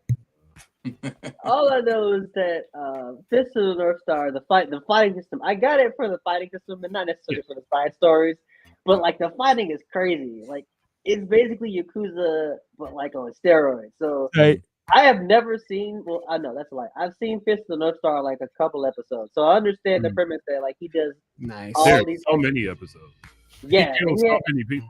so many people His with like key is random like incredible in this game, fingers. too. Yeah, like he's usually using his fingers to like do pressure point shit, and it's crazy. Yep, And, Hulk like, Toshinden. Hulk, thank you, Hulk Toshinden. And you be doing that shit so fast, you unlock so many like abilities. This like this. 100 hand rush. No. Yeah, that's still Kenshiro, I understand that there are really fucked up people in the future. Sure, they deserve it, but Kenshiro is a psychopath. Like he's sometimes you got to stick a nigga in the cheek with a needle. I don't know. There's an episode where Kenshiro makes a guy choke himself to death. Hand rush. Wraps the rope around could have heard of fist rush. Yeah, 100 fist rush. Where he has to keep pulling his arms apart until he chokes himself. And I'm like, I want to point out that at no point in time did anybody teach this man these moves. He went out and was like, listen, how can I kill this guy? Yeah. And then he was like, I'm going to make that a move now. Yeah. I'm going to poke this guy in the forehead, and then the blood is going to rush to his head and explode it. Wait, so he doesn't have a teacher? That's not like. So he learns. He had a teacher. The thing about it in that movie is that the only two people that really succeeded was Kenshiro, his best friend, and Rao. Yep. Those were only 3 people that actually. Yeah. Okay. Yeah, because that's the thing about about the anime. I have like 0 point of reference. I just had a buddy who like was playing the game on Twitch, and I was like, "Oh shit, this looks like Yakuza," because I was playing Kiwami at the time. So like, it gets really expensive. It gets really expensive to unlock fighting moves in Yakuza. So like, I was like, this game looks like I can unlock fighting moves faster. And sure enough, I got like all this money like in the first like 18 hours of the game I've been playing. And now I'm just like kicking a shit out of dudes. It's like, I don't think I'm ever gonna beat this game because I'm gonna be beating people up. Like I just walk in the streets because, like, in Yakuza, if you just walk the streets, gangsters just come up to you and try to fight you. Same premise in this game. So when somebody comes to fight me, you're like, yes, please, fight me. I would love to blow up the left. I would love to blow up the like. I would love to like watch your head explode. Like, please give me a reason to do a quick strike with the circle button. Like, yes. These quick time events are amazing. Like, show me more. Like, there's so many that unlock. It's insane. So I'm looking forward to like just unlocking all the crazy like Hakudu. I can't even say that shit. How you say it, Geekster? Hokushinki. Sound like I'm saying Hatua. It's kind of. Oh my But yeah, like the way. Honestly, like I probably never watched. Like get around to watching. There's a movie. The movie is on YouTube. If you want to know, Kimmy.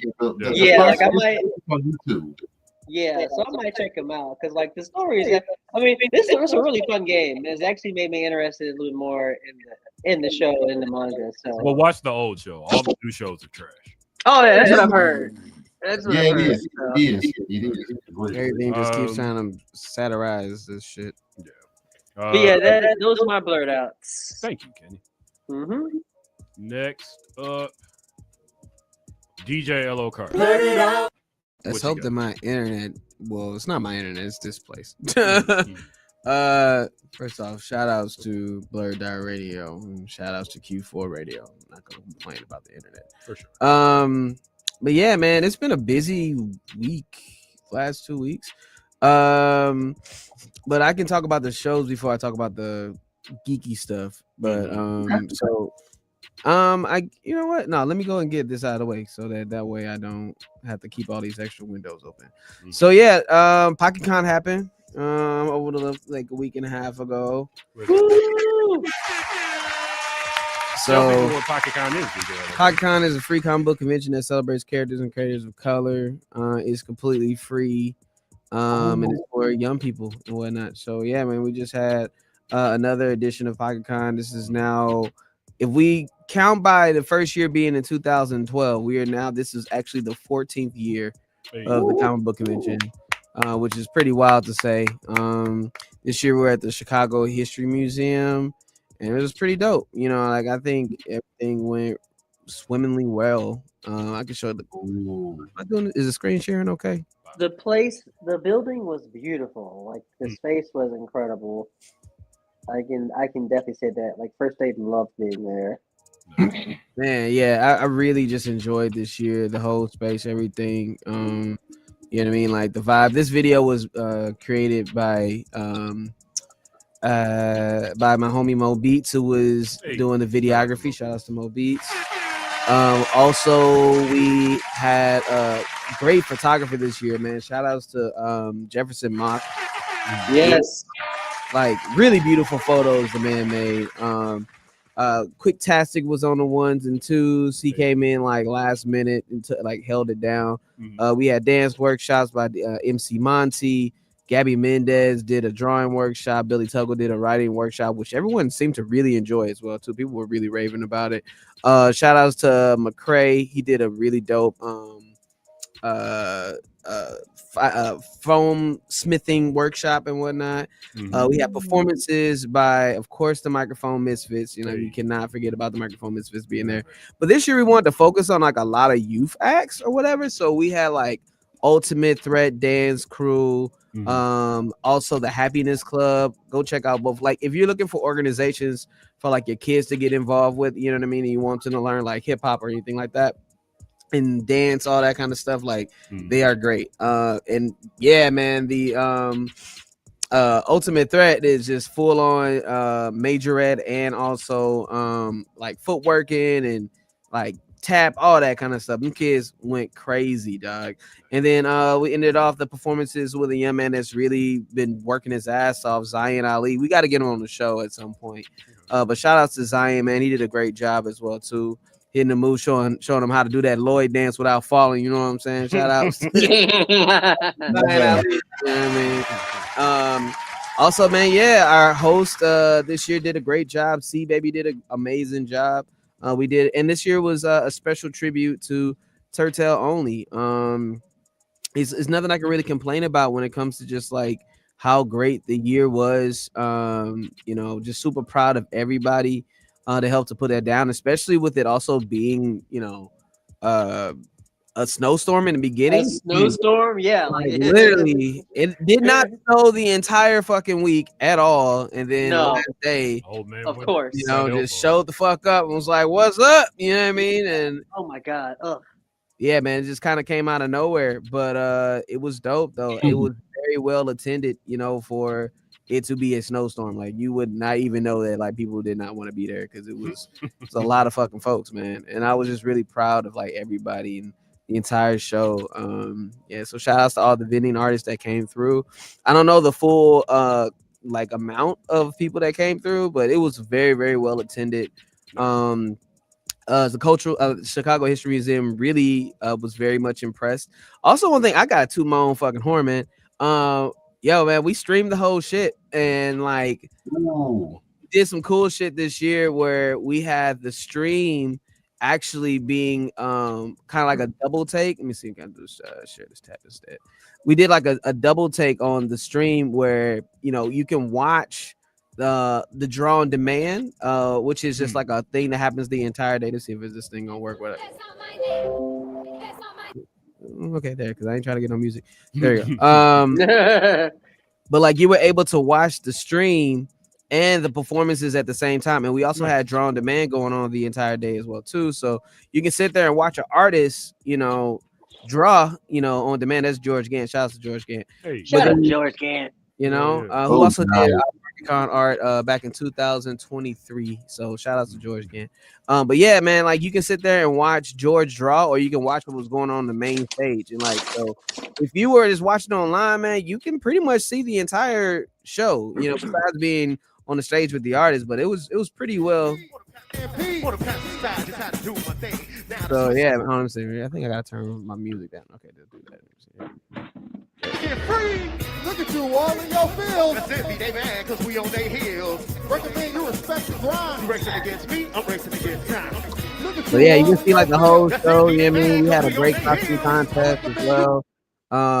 And I kind of like figured this out like on the day of, so which was cool too, because like any of the artists, like if you're in the, you know, the the drawing area or anything like that, or the vending area, you can still listen to all the artists that were performing on stage while you were up in Artist Alley, which I thought was really cool. So you have the opportunity to either watch the Artist Alley, so you can listen to the DJ that day, or you could like listen to the performance that was going on. So it was just really cool. We had a couple of different, and I have to really give a huge shout out to the final conversation and talk that was like a tribute to Turtle. He unfortunately passed this year around like February, which was wild to think about because he was literally just at the last PocketCon. So we wanted to make sure we kept him alive, and you know, through the artwork and all that kind of stuff that was going on. Also, I think it's important for y'all to know too. On the PocketCon's page, we did interview Anthony Piper. If you want to like see the full-on interview between me and Anthony talking about his work and also talking about the legacy of Turtle as well too. So that whole interview is actually up if you want to go check it out for yourself. Those of y'all don't know who Anthony Piper is, he is the artist for Trill League. Most definitely go. If you have not read that series, it's amazing. Yo, what's up, everybody, man? It's your boy. She took her life, man, because of that, and that's really sad. So yeah, you can actually check out the full when I came up with interview. Truly, It's pretty dope. You know, just me and talking about his career and everything. You know what I'm saying? So check it out if you get an opportunity. I'll put it in the link in the chat and whatnot. But yeah, man, I have no complaints about PocketCon. It was amazing. You know, so just really dope and happy that we got that done. DJ Alokari, how many PocketCons have you had complaints about? None, actually. I don't know. Yeah, right. Not really. There were complaints the last year. I mean, there's been some years where I most definitely have had some complaints. To get you to compare and contrast. I would say for a certain space telling you can't do that the day of. You know, I ain't trying to throw. They ain't trying to throw no shade too much, but yeah, we've had some forgot about that. Yeah. You know what I mean? Where folks have asked us to, shut down the event early on the day of. I've had some stuff in the past where, I've literally heard people talking mess while we were setting up, saying there's no way they're going to get this convention set up in that amount of time, even though they let me into the space late and we were on time and we still started on time. So, it's all good, man.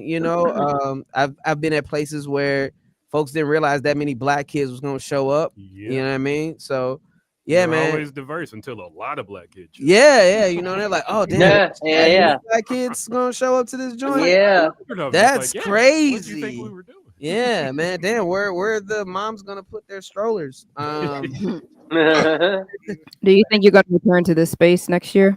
You know what? I'm not against it at all. We're already in talks about the potential of coming back again. The Chicago History Museum was very happy with the results of this year. So I would not be opposed to it if they are interested in us coming back. I think in the way that the technology works at the space, I'm very much excited about continuing doing this type of work in that space, just because it's like, hey, that it's I don't want to go in a step backwards with PocketCon. I want to move forward, right? And I think there's room to grow at a place like the Chicago History Museum. You know what I mean? Like, I think this was a good blend of the prestige of what we got at the Cultural Center, the technology of the MCA, and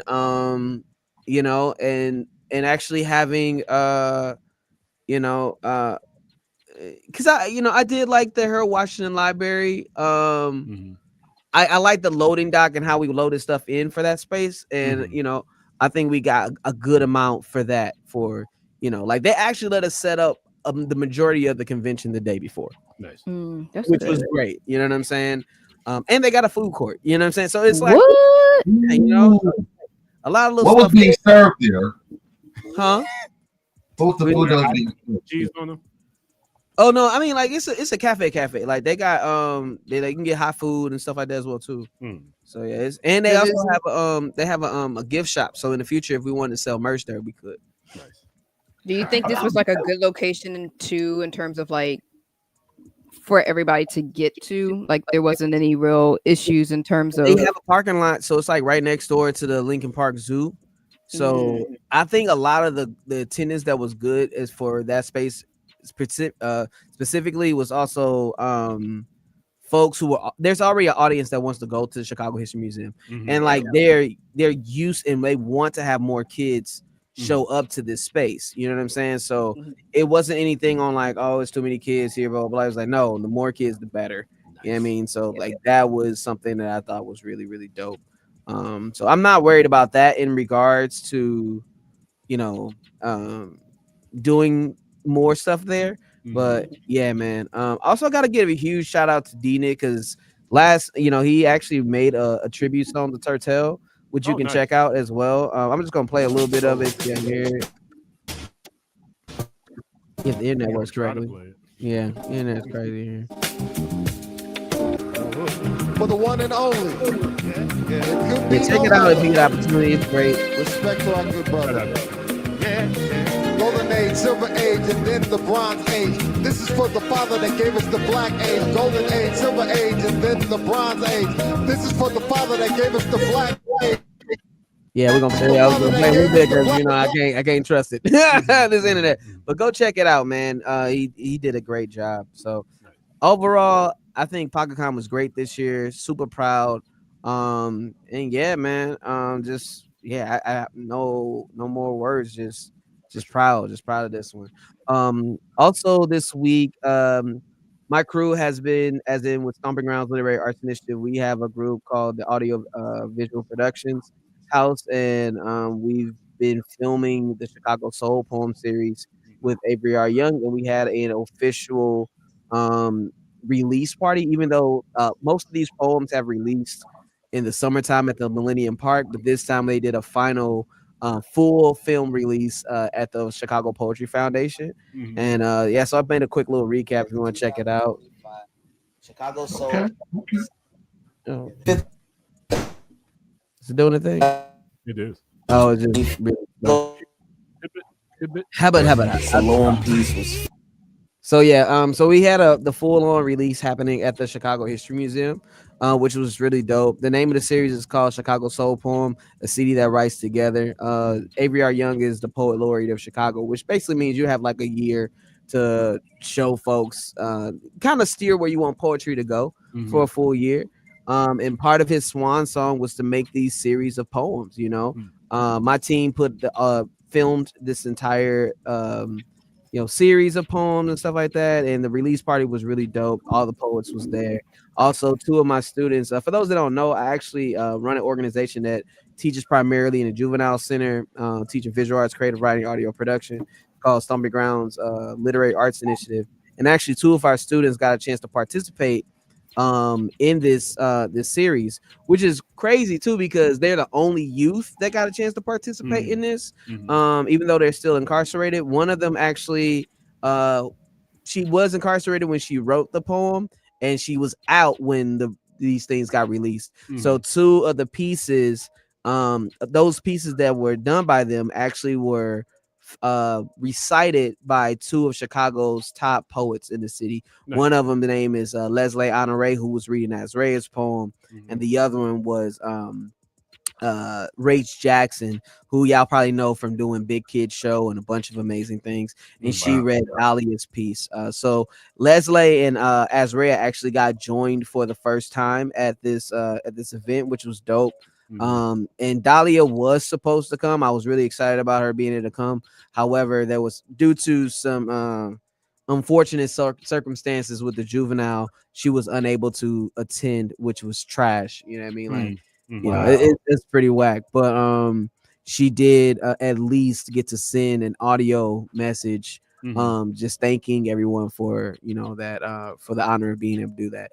And it's extremely important for, you know, her to be able to do this stuff, because once a young person has their work be out in the community, they can then have a you know, someone write them a letter of support. They can go into their mitigating evidence for them, you know. So mitigation basically is like, you know, anytime they go to court, information about what they're doing positively in the community.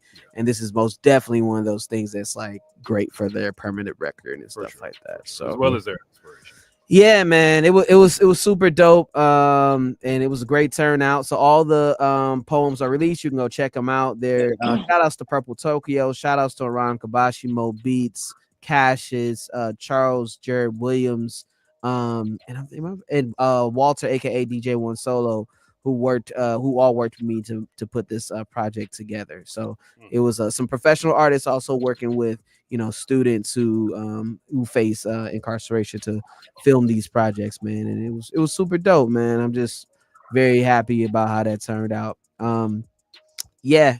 Other than that, you know, I had a performance with Rhyme Fest over the weekend. That's been getting shared around a lot. Yeah, it's a lot going on with that one. And and then also I just got a chance to meet you know, the Honorable Robert Townsend today. You know what I mean? Shout out to Robert Townsend. Meteor Man. Man. Hold on, I'm thinking from the show to put the video in here if it allows me, because you know this internet crazy. It's about to be chopping. It show is it's just about to be.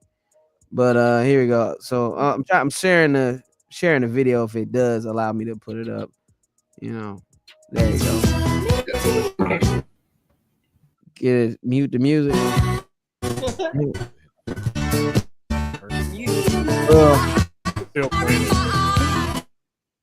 Oh, I can turn the music off.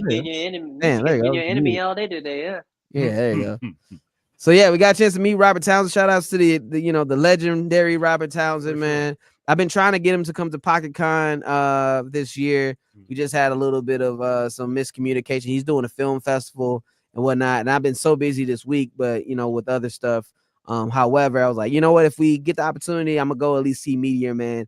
And it was very much a full circle moment, man, because my mom actually used to put on film festivals in St. Louis. She has her own company called Nebula Communications, and she's also a filmmaker and stuff like that as well too. So, you know, she brought out Robert when Meteor Man was first released, right? So I was like, damn, you know, let me. Oh, that's me and Robert right there. You see that? Hold on. Yeah, there we go. So crazy moment though, when she had did the film festival in St. Louis. He did a Q&A very much like how he did today. And I was a kid. I don't remember what the fuck I asked him, but my mom remembers me asking Robert a really important question. And Robert was like, I did not expect that question to come from you, young man. Damn. You know what I mean? Like, that was an intelligent ass question. But for me, that put me on the path of, you know, where I am doing right now with PocketCon. So, you know, when we did the Q&A today, there was a kid who asked a question like right before me, and it was a really good question too. I was like, God, like that's wild. So then, of course, I raised my hand, and he did call me. Only 4 people I think got a chance to ask a question or something like that.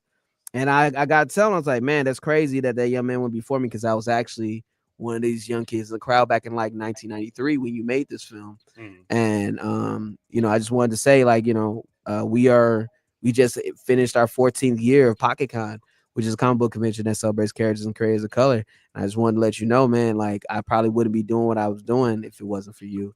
And I got to tell him that, and that was dope. I do have the information for his booking agent to try to get him to PocketCon's out in the atmosphere. Would be great to do that. And got a chance to, you know, chop it up with him for a little bit, and you know, we'll see what happens in the future. But also he gave us some goodie bags. So hold on a second, let me put this video down for a second.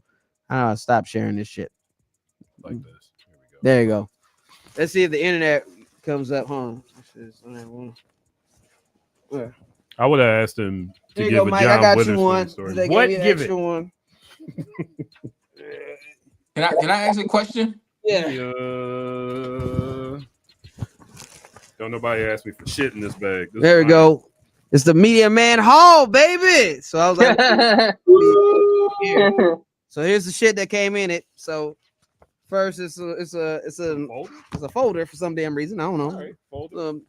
An orange folder. All right. The Okay. next time I take a class, I'll keep, Cool. I'll keep my papers in here. I got some candy in here. I'm eating it. Ooh. Got some meteor candy.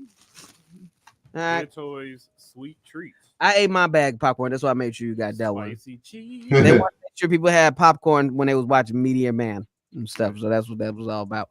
And then Chicago also likes popcorn a lot. For people who aren't from Chicago. And then you got a little Meteor Man shirt.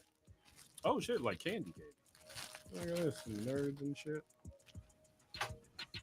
That I can't fit. I most definitely can't fit this shirt. A large? You got a Just gonna large? Show my gut. Yeah, boy. Nah, they gave me a small. At least you got a large. The large doesn't look all that big though. Nah, I think that's a kid's large, bro. Say this might be a belly shirt. Yeah, this is a kid. It's a belly shirt. Crop top. Crop top it, brother. Yeah. Your future wife can wear it. You know. You can wear it. Fine. Well, You can wear it. Swing that belly. Crop top, buddy. Let that, Yeah, belly, man. let that belly swing. I don't. I'm most definitely giving mine to a child. Yeah, Mine man. is going in the closet with the shirts I never wear, but I like a lot. Man. But that's dope. So shout out to Robert Townsend, man. You know, his Meteor Man is still a classic movie. I still like it better than Black Panther. I ain't gonna lie to you. Just saying, still do. And shit holds up. No, you're saying bad. No, I had the cheese and caramel one. Ugh. Yeah, It's an interesting combination.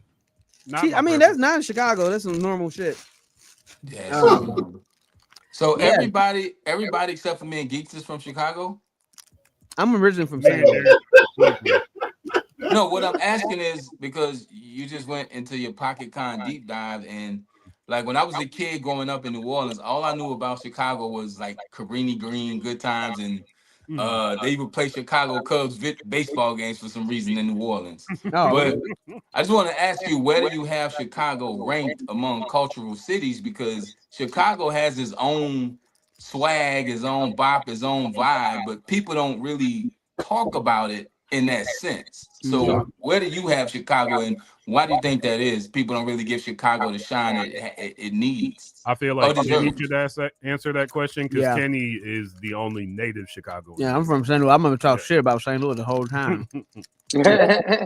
Well, honestly, I think Chicago actually gets way more credit in it, and I think that there are people in pockets of the country that don't know about Chicago. But for the most part, I think Chicago is actually well known and well respected, not just as a cultural place, but like food, music, art, like professional wrestling. Like it's actually like I think in terms of sports, yeah, like the Bulls are ass and like the Cubs are the Cubs are alright. But like no, I think Chicago in itself has always been like a culture that holds down a lot of stuff. Well, especially music. I mean, even this podcast itself, this show is about the music as well, that from underground staples around the city. So, to answer your question, I think that's one of those things where it's just kind of based on where you are. Chicago, either you know a lot about it, or you know next to nothing, or just what you've seen on television. I would say that Chicago also is like one of those places where whatever you're looking for, you can find it in Chicago. Like anything, like it's the most diverse and segregated. It's segregated as shit, though. it's mass segregated. But it's also one of the most creative cities that I've ever lived in. Absolutely. You know what I'm saying? Like whatever you're looking for on culture side, like if you want clubs, they got clubs. If you want, if you want poetry night, you can find it. Oh yeah, 100%. Like Love Jones was shot here. You know what I'm saying? And then when I was growing up in St. Louis, it was like, oh man, that's cute. And then you come to Chicago, it's like, oh no, that shit's real. Like yeah. That scene is a whole thing. Geek, so you ain't gotta raise your hand. You can just talk. Will I find a girlfriend in Chicago? Sure. Yeah. You can find a girlfriend anywhere, You Gangster. literally can. It's all about you. I don't know about anywhere. Not the city. You can find a partner anywhere in the world if you put your mind to Iowa it. is a little rough. I'm gonna tell you from personal experience. Iowa is a little. You said Iowa? You in the Quad Cities looking for coochie?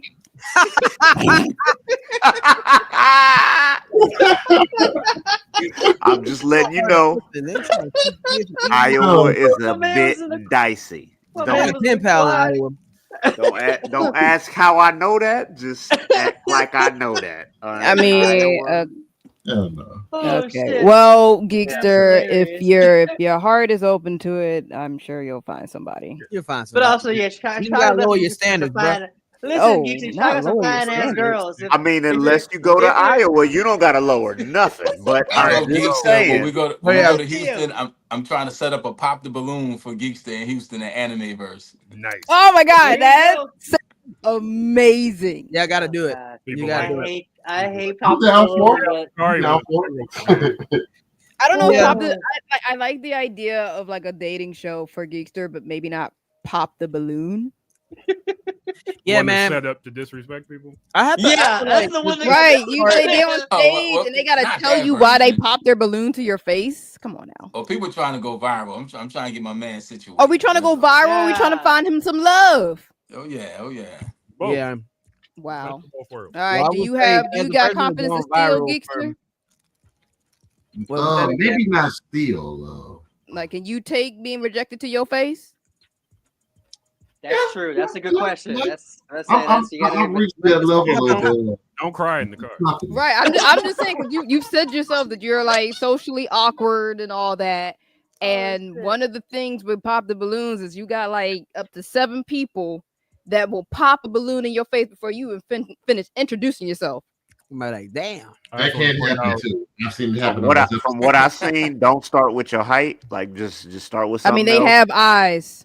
They have eyes. They will see. But they don't know how to use them. Some of them is dumb. We're Let's that right there on cue. We're gonna move off of dating talk.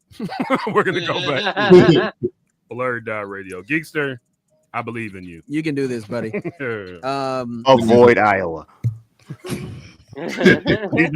Yeah. So really quickly, I did also watch the first half of Bel Air and also Stranger Things. Was it good? Bel Air is, it's good. They're kind of speeding through because they know it's the last season or whatever, so they're getting the last through season it. Ever? Yeah, it's the last season ever. So they're trying I like to shows that wrap up. They're trying to wrap it all up. Will still being stupid. It's but they get you in. They get you into it. I think people should still watch it. You know what I'm saying? I think a lot of stuff that they're setting up is still pretty good, man. So go check it out. Give it your time. I also watched of course I said the first half of Stranger Things. First couple of episodes, good. They're finally doing something with Will. He ain't just a dude with a haircut. That's Fuck cool. that actor though. Interesting. He's an asshole. Damn. He's a Zionist. F him. Damn. A very proud He's one. a very proud one. Wow. Well. Yep. Maybe that's why they gave him a haircut. He was like, That's why I'm. Yeah. Oh shit. Also, man, what my dude named Black dude? Oh, I almost forgot. The kid who was in his name was Dion. He was in the Ironheart show. I don't know. I didn't see it. He played the little kid in the Ironheart show. Who was like basically like the I little. know you're talking about he had the radio flyer. Yeah, right? yeah. He was also at the Robert Townsend. We got me and his mom chopped it up and whatnot. We're gonna get him to come to PodCon next year. But yeah. But back to the Stranger Things. Yeah, it was. I like the first half. You know what I'm saying? It's always a decent show. Them kids is looking at least 30 at this point. They need. They gotta not pulling off kids. I'm tired of them giving my man the worst black person haircut. Yo, that's what I was about to talk to. What's my dude's name? 2020. I don't know what his name is. I don't even watch the show, but that show. I just saw I saw his haircut in one of the posters. He looked like a black kid from the BK kids. Yo, that's so fucked up. Like, your man, he has a nice haircut. you get a worse haircut than Zach? It's crazy because Damn. he has a They real put on Zach's here's the thing, he has a really good hairline in real life. He has a really Who did that nice shit to him? hairline in real life. Like his hair be fresh, his hairline be cut, and I don't like. I feel like they did this shit to him on purpose in Stranger Things, and I'm kind of annoyed by it. Like the makeup, like they don't need to do that to him. 2025. There's Black enough people in the characters. '80s had good haircuts. You know Hey, what I'm saying? they had, wait, hold on. Let me correct you. Hold on. Lineups and all. Let me say something. Lineup. Hold on. We had lineups. We have to do some research about 1987 though, because I'm gonna be real Oh, with you. I don't know what my hair looked like. When I when I went back to see some old movies, I was like, oh, niggas didn't have hairlines for like a while. Hey, you know what I'm saying? Nah, But also doing afros. Lineups. Don't say hairlines. Everybody's got a hairline. Right. Lineups. Thank you. You did that in front of people once, and I was like, ooh, they don't understand what he said. But yes, yeah. Excuse me, he didn't have a good shape up. Yeah, but I will okay, say this, now I think though. about it. He You're does live in a predominantly white area that is quarantined. His daddy Okay. cuts his hair. Okay. My daddy cut my hair too. That's not. Have we ever seen I his say, daddy? yeah. I was say, I Have we had an ever old seen man. his parents? I don't know. Yeah, I'm pretty sure we had when they were his sister. If you You got a seen his bad sister? I know. hairline, Yeah. We most definitely forgot about that. Yeah. Yeah. I'm just saying he ain't got nobody shaping him up. He go to a white school.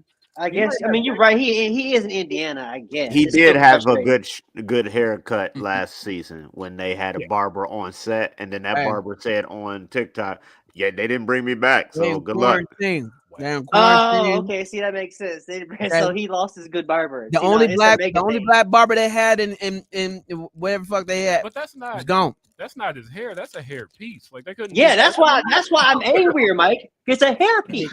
Like it's not even a haircut. They even try, bro. It's Why a they do that to my boy?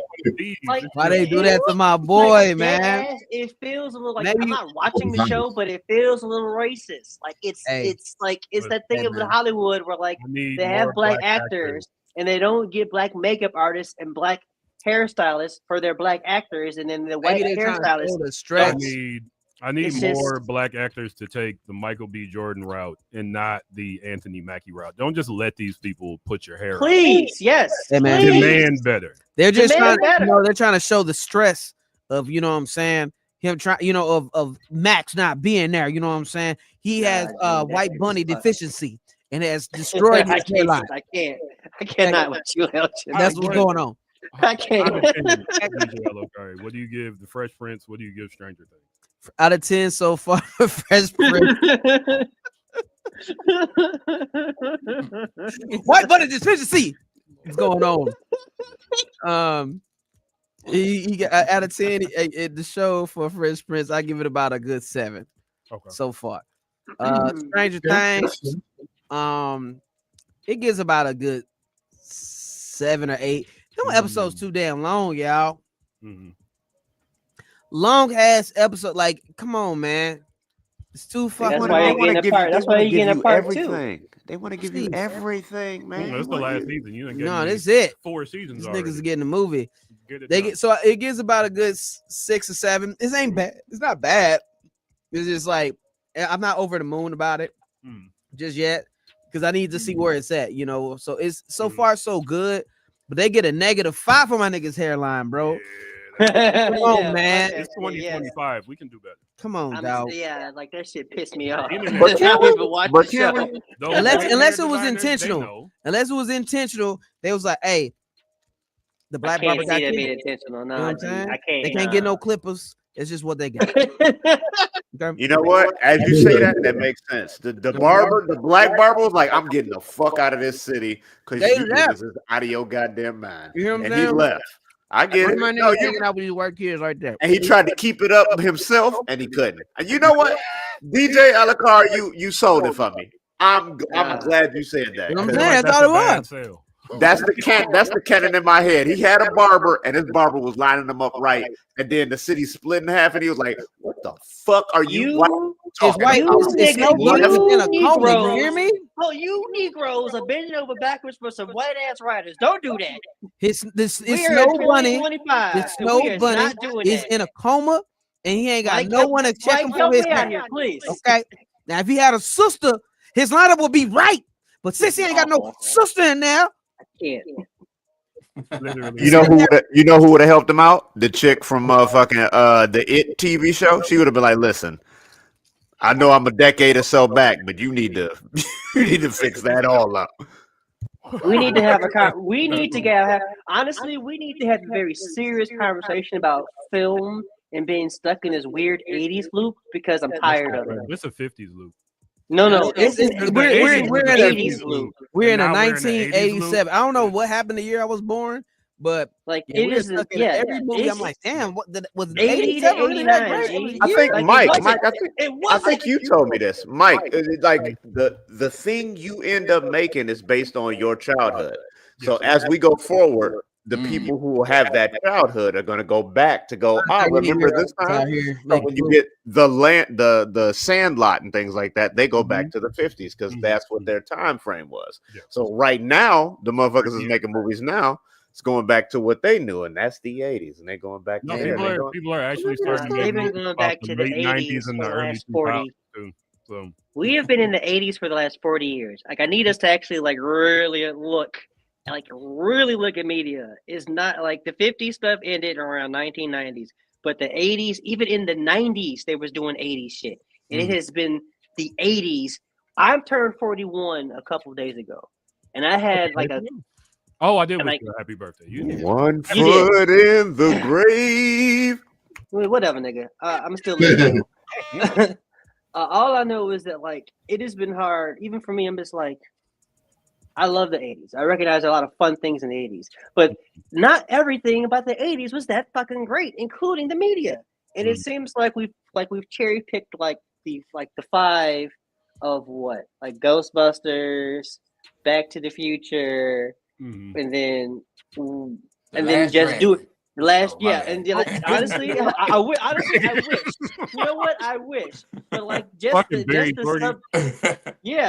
subgenre of 80s culture in general is become like a show, like, and it's tiring. It's been overdone. It's overwrought. I had a similar thought when I saw they had a new Michael Jackson documentary. Like, that's an actual movie. Movie, but do we need another Michael Jackson movie? I feel like we haven't got a because remember we need something to replace where Flex Alexander played Michael Jackson. That don't count. That don't count. That was in the we can't keep bringing him. We can't. That was in the 94. We really have never got like a theatrical Michael Jackson. No, that was a television. Yeah, that was a television. The series, release. the Jackson. It was that was only like 5 parts. Fantastic, by the way. Well, I say I'm not gonna lie, it was good though, but that was also in the 90s, and it didn't really like suss out just Michael's story. Yeah, it was. I think he deserves a movie. Story. It was. That was a Jackson story. Yeah, and it ended when the Jacksons basically broke up because like that ending in real life, the ending was Michael said, "This is our last show. Okay, bye, niggas." And that was really that was really that's really what happened. I'm going through the like his brothers had no idea he was doing that shit. Like hat moonwalked away. No, literally, like his brothers like they had no idea that he was gonna say that. He was just like, "Man, we've been having such a good time. Okay, and this is the last show." And we leave it. His brother's like, "We supposed to keep doing the steps, right?" Tito there's confused the shit. But yeah, that's really what happened. They ended the damn show, man. It was over. And so we never got anything that like of him being the king of pop. We did not. Yeah. Oh, I mean, that makes me think a little differently about it, but I think it's nothing I will learn new about Michael Jackson. I mean, you ain't going, but it's a whole generation that is true. They have young people who don't know that shit. Especially with AI out here, somebody's got to say like, no, this is Michael Jackson's story. He doesn't steal fried chicken from people. He doesn't do stuff. I've seen him. He did it twice. Straight out of KFC. Michael Jackson on AI. Do we think the new generation cares about Michael Jackson? They need to. He's Michael Joseph. He's the king of. Honestly, yes. I think it's important that we like. That's the one thing that. So like, I also see what you mean too, Archie. Like, I feel like there has been like also too in terms of film making lately, like a lot of documentaries about musicians, but they've also been very factory produced. So like, but like they'll say that the actor is learning how to sing. It's like whatever. Like I want to listen to Bruce Springsteen. I'll go listen to Bruce Springsteen. Like I don't know if the because I don't know who's directing it. I have no idea who's actually doing. Hey man, Bruce Springsteen made the greatest American song of all time. I understand it, but I'm just saying. But like Just these talking about how documentaries fucked up don't America look is. to like do anything important or say anything important. All right. So I'm kind of with you. I was like, I think that there was a moment for that documentary for it to have happened. I think because of where film is, like at some point we need to be talking about Warner Brothers and the Netflix deal. Like at some point, as a discussion on the It's show. over. It's not a lot to say. That's crazy. It's done. It's over. Speaking of which, it's not over yet. Actually, I'm gonna say I don't think it's over yet either. they just won the bid. That don't mean it's over. Now, that means that they put the baby oil on the slope, and we're all just like trying to climb up it. Speaking of baby oil, I did watch that Diddy documentary. Oh God! Only thing that I took away. Oh, you did? I did. Only thing I could take away from it. The only thing I could take away from it is he signed Cassie to a 10-album deal. Bro, he's evil. 10 albums at 18. Most niggas don't get 3. He signed her to 10. This nigga has 5. That's some K-pop deals right there. That's why these niggas be putting out an album like every fucking quarter. Also, That's why. You know how many studio albums Cassie actually has? None. Like 2. 1. Yeah. One. And that was the one he did with Ryan Leslie. So he had. Can I ask you? How many albums does Stray Kids? The documentary that I heard. Was it true that he charged back Biggie's funeral back to Biggie after he found out it was too expensive? Well, I heard. that too. It's in the doc. Well, Also, it's in the documentary. But it is in the documentary. It's in the documentary. However, Biggie's family did say they don't see that didn't happen. However, how would you know? Because that's what he's saying is that what they said in the doc is like in the actual they changed some of the paperwork. So what their mama thought they signed was that, but then later on in the actual paperwork he switched it out. Yeah. So how would he know for sure? How would they know? Oh, that's nasty business. Yeah, he's a terrible person. It is all nasty business. Like, remember, he used to charge people their publishing for going, take that. No, he does that on your record. 75% of your publishing for the song you made goes to the guy that said 2 words. He made according to him, I made your record hot. Yep. It's crazy because there was a producer who made the track, who made the beat for doing it around for LL Cool J. Yeah. He originally made that for Big. Mm-hmm. He was gonna give it to Big, and he told Big, well, Puff said it was basically that Puff lied about the money, and so because Puff wouldn't pay him, he sold the beat to LL Cool J, and then Big got mad at him when it was like, no, Puff screwed you over, but like he didn't believe him and like backed up Puff. So it's like, damn, Puffy just made Big just made everybody look terrible around him. So just. And Biggie was gonna start. Junior Mafia wasn't signed to Bad Boy. Junior Mafia was signed to Biggie. So Biggie was about to write he was gonna do a Lil C's album. He was gonna sign more people and start writing more stuff. Then he died. The night he died, Puffy didn't get in the same car as him. The rabbit holes are all over the place. Yep. Not a good guy. Yeah. Biggie, in the documentary, they talk about how Biggie was supposed to be in London the day he got shot. And it was Biggie's decision to stay, from what I've heard. No, it was not. It said Puff canceled everything. No, this documentary says that it was not Biggie's decision to stay. They convinced 2 of folks. Puffy took out one of Biggie's friends with Sally Richardson and got him to convince Big to stay.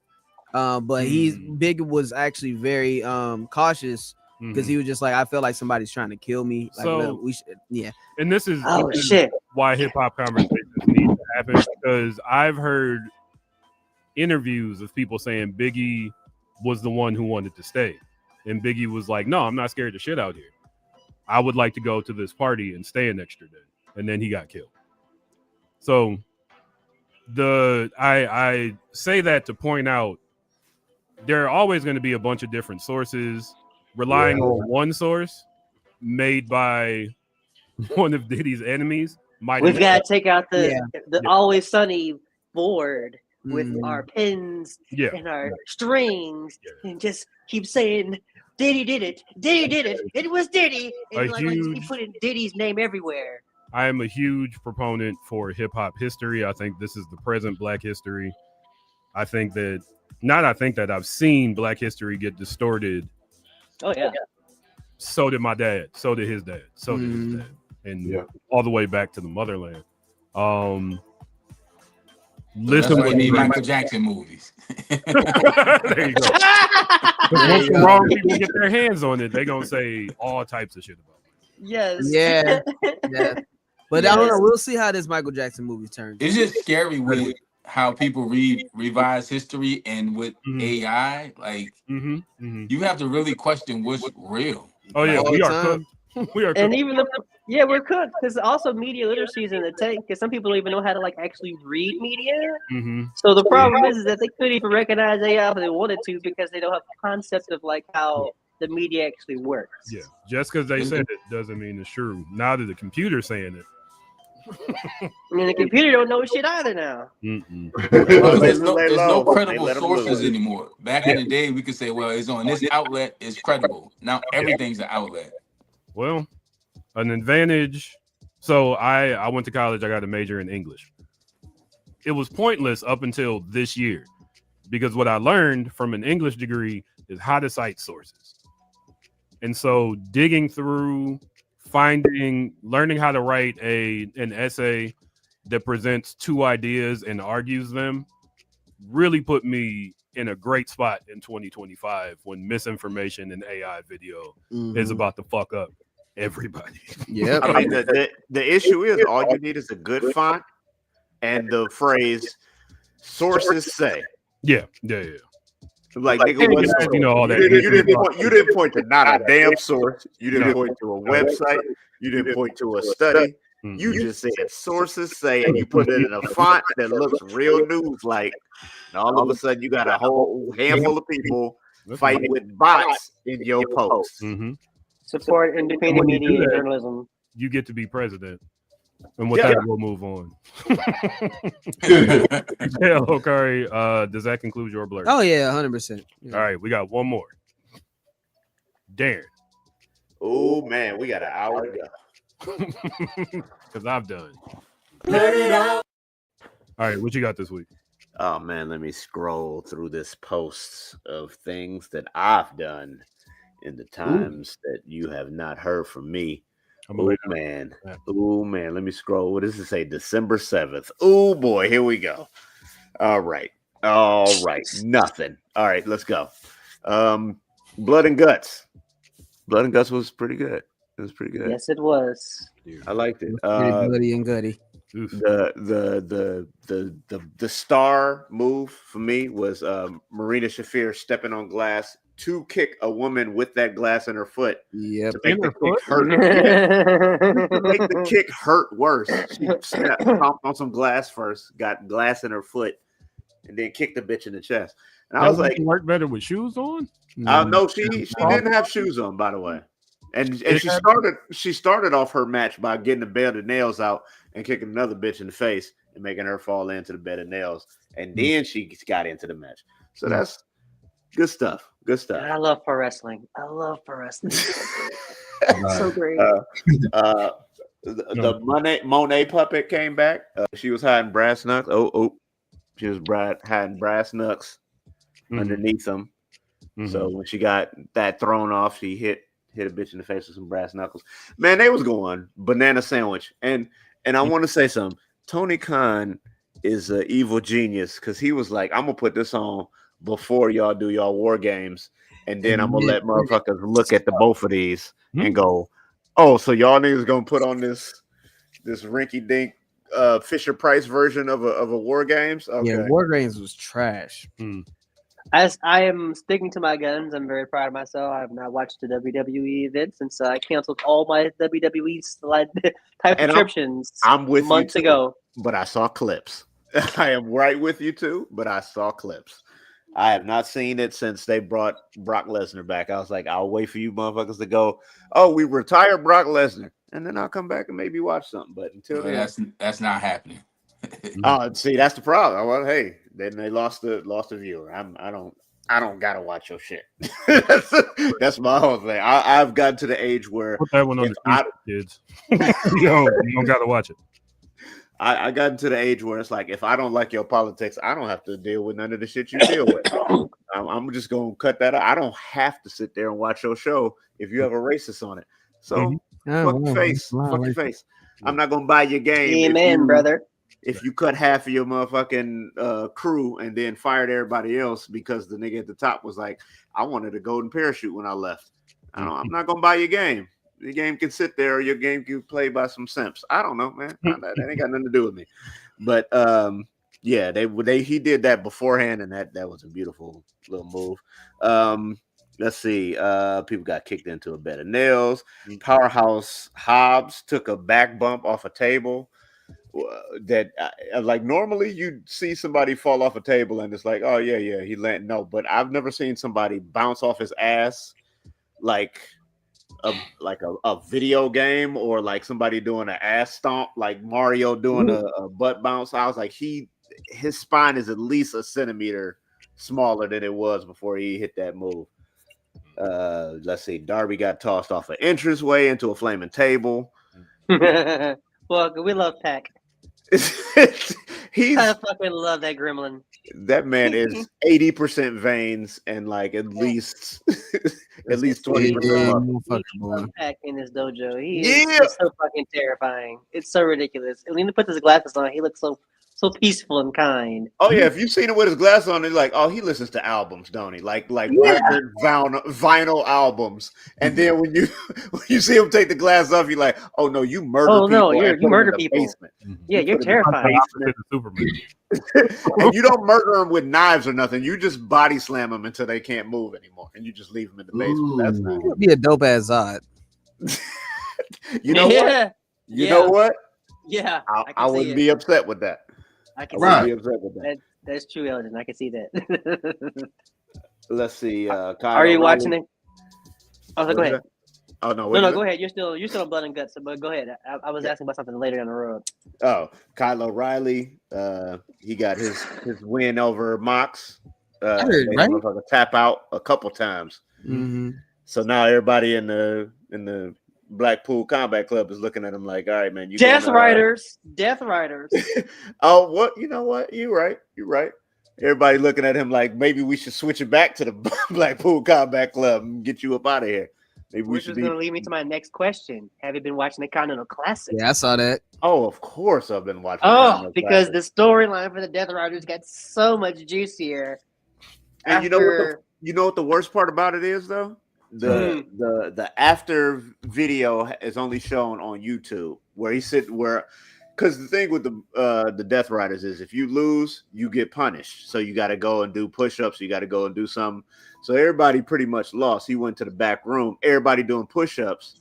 Moxley lost the match against Claudio. So he's in there doing push-ups. Claudio's standing there looking at him. World champion Claudio Castagnoli. Yeah. He came in the room and he was like, you know what? Out of solidarity, I won my match tonight, by the way. I don't got to do these motherfucking push-ups. But out of solidarity and out of our leader, Mox, I whooped his ass tonight. I'm going to do push-ups with y'all, man. You know what? I'm going to be nice. He did his push-ups. Moxley said something real key. He said, hey, if Pac wins, we all win. Hey, if Claudio wins, we all win. Everybody sat there and looked at each other for a few seconds. And then finally, Claudio was like, hey, if Mox wins, we all win. I was like, why you take so long? Claudio? Oh, wow. That's you ain't want to. Because that nigga been losing. That's a different what I saw because because Mox talked, but he didn't talk like that because he talked about losing. Like he basically was very like in his own way humble about it. So that was interesting that they showed the rest of it on YouTube. Because the clip I saw, it just showed them running in Marina, like timing them. So like I didn't even see the part where they're like Claudio wasn't doing it at first because like it just cut to them both running in the back. So that's fascinating. Yeah. Well, because he lost a couple times recently. So, but I like the storyline. I love the storyline they're going with him because I do too. Because Oh, I'm sorry. I thought you was about to say that. No, I was listening to you. Wrong? I was clearing my throat because I was listening to you first and then respond. Oh no, yeah, that I love that storyline. I used to be a real good like big video gamer, and Mike can attest to that. So I've been hearing about Black Ops 7 and like the spacey trash, one? The spacey one with all the psychedelic stuff. Yeah, the one where you're fighting a giant person at the end of the game. What? Yeah, they just It's I don't very the Matrix, but with soldiers instead of people in trench coats. Yeah, we got a fucking dead Call of Duty, y'all. Like it's a wrap. I hear people saying that. I've never wanted to play Call of Duty. I kind of want to play this one. It hurts. I mean, for the uninitiated, yeah. When you're like, okay, yeah, but when you realize that this is supposed to be an army game, yeah, and you're like boots on the ground, it's like, oh yeah, we're all Captain America and we're fighting Galactus. Yeah, I never wanted to play an army game with a bunch of people calling each other the N-word. I mean, that's I the hate to thing. tell you what the Hey, you can join the real army for that. There you go. Oh man, I want to hear the racism, and it would be funny if it wasn't true. It would If be it wasn't, funny yeah. if it wasn't true. Yeah. I saw some footage of a dude turning into a giant demon plant. I thought I was watching Devil May Cry for a minute. I was like, what am I looking Nah, at? man, this is Call of Duty. Yeah, a dude turned into a giant devil plant, and if it they'd was have been like, doing that from the beginning, I might have already been. Man, the problem. maybe they're trying to reach out to the people that don't play, and they're like, hey, you wanna come over here? Well, and play those this? guys, they're playing Battlefield.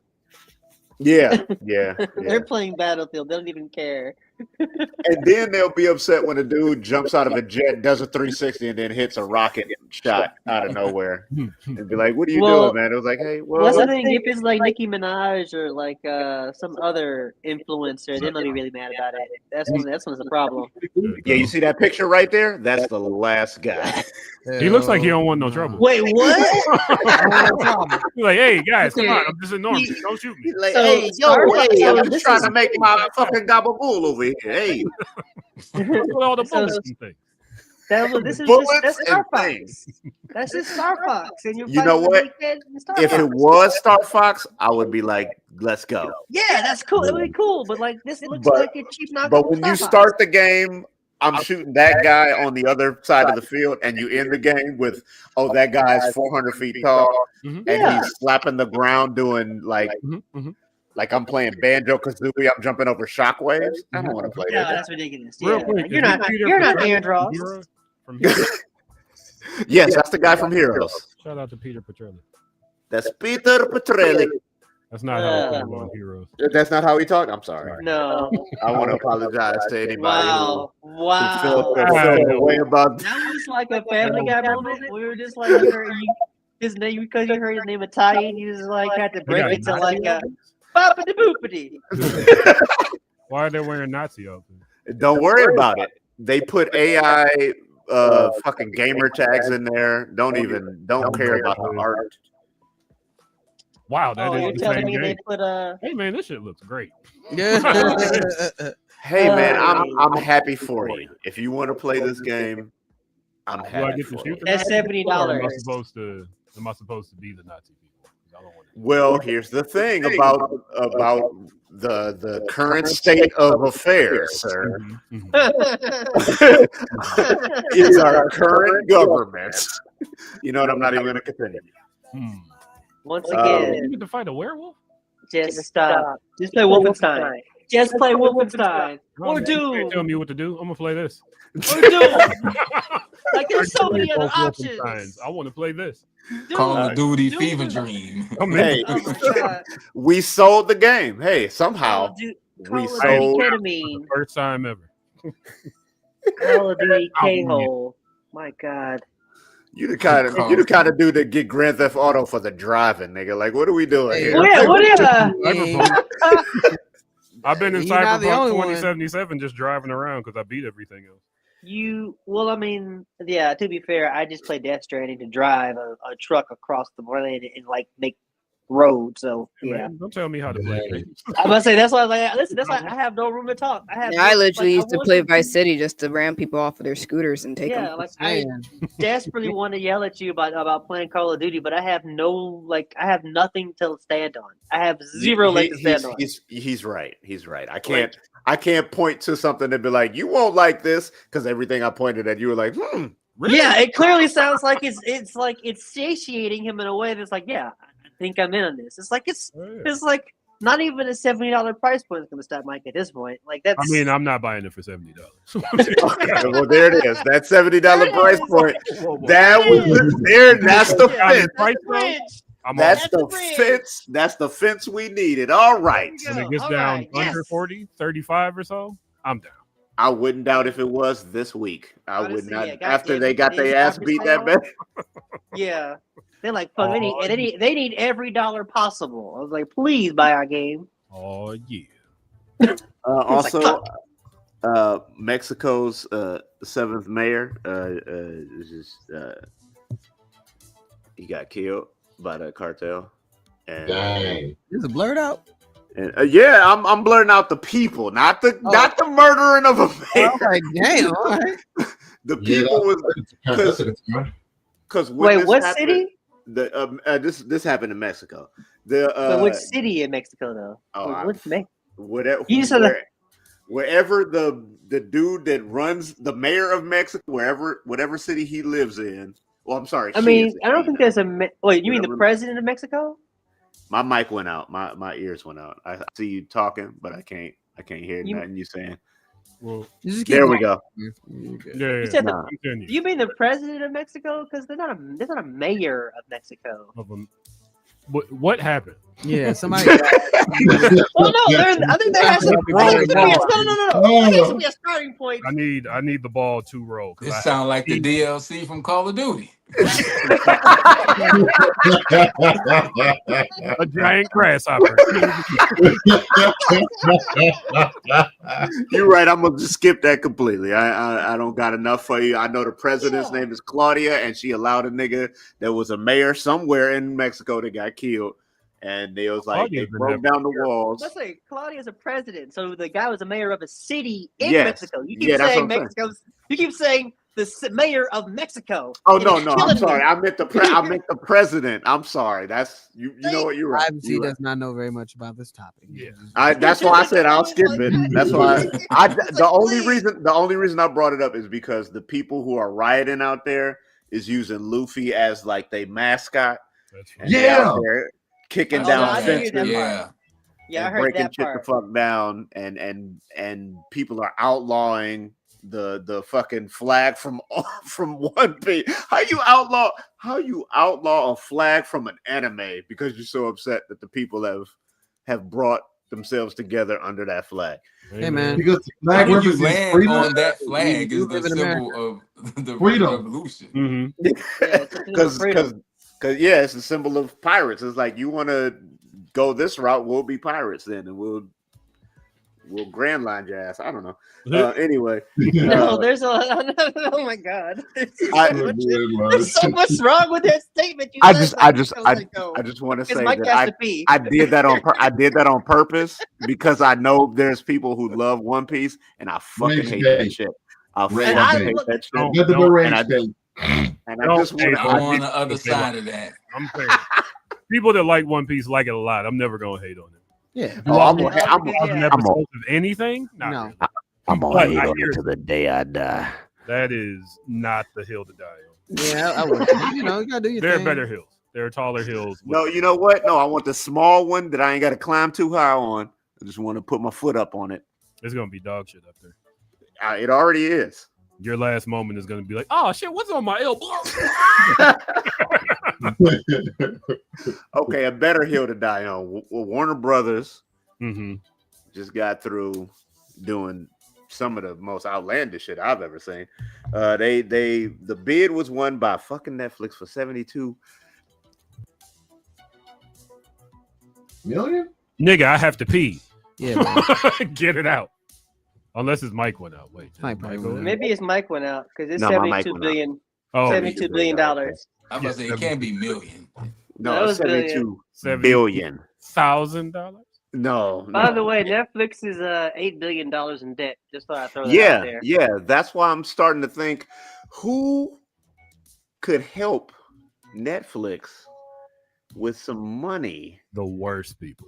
Nobody. Because here's the thing: if Netflix can't afford to buy them, neither Warner Brothers can't afford to sell. So they just need to stay right where the fuck they are. That's the thing. Like everybody. But here's the problem: like, you're talking about in liquid money. We talking about in prospect money. Prospect money. Netflix is rich as fuck.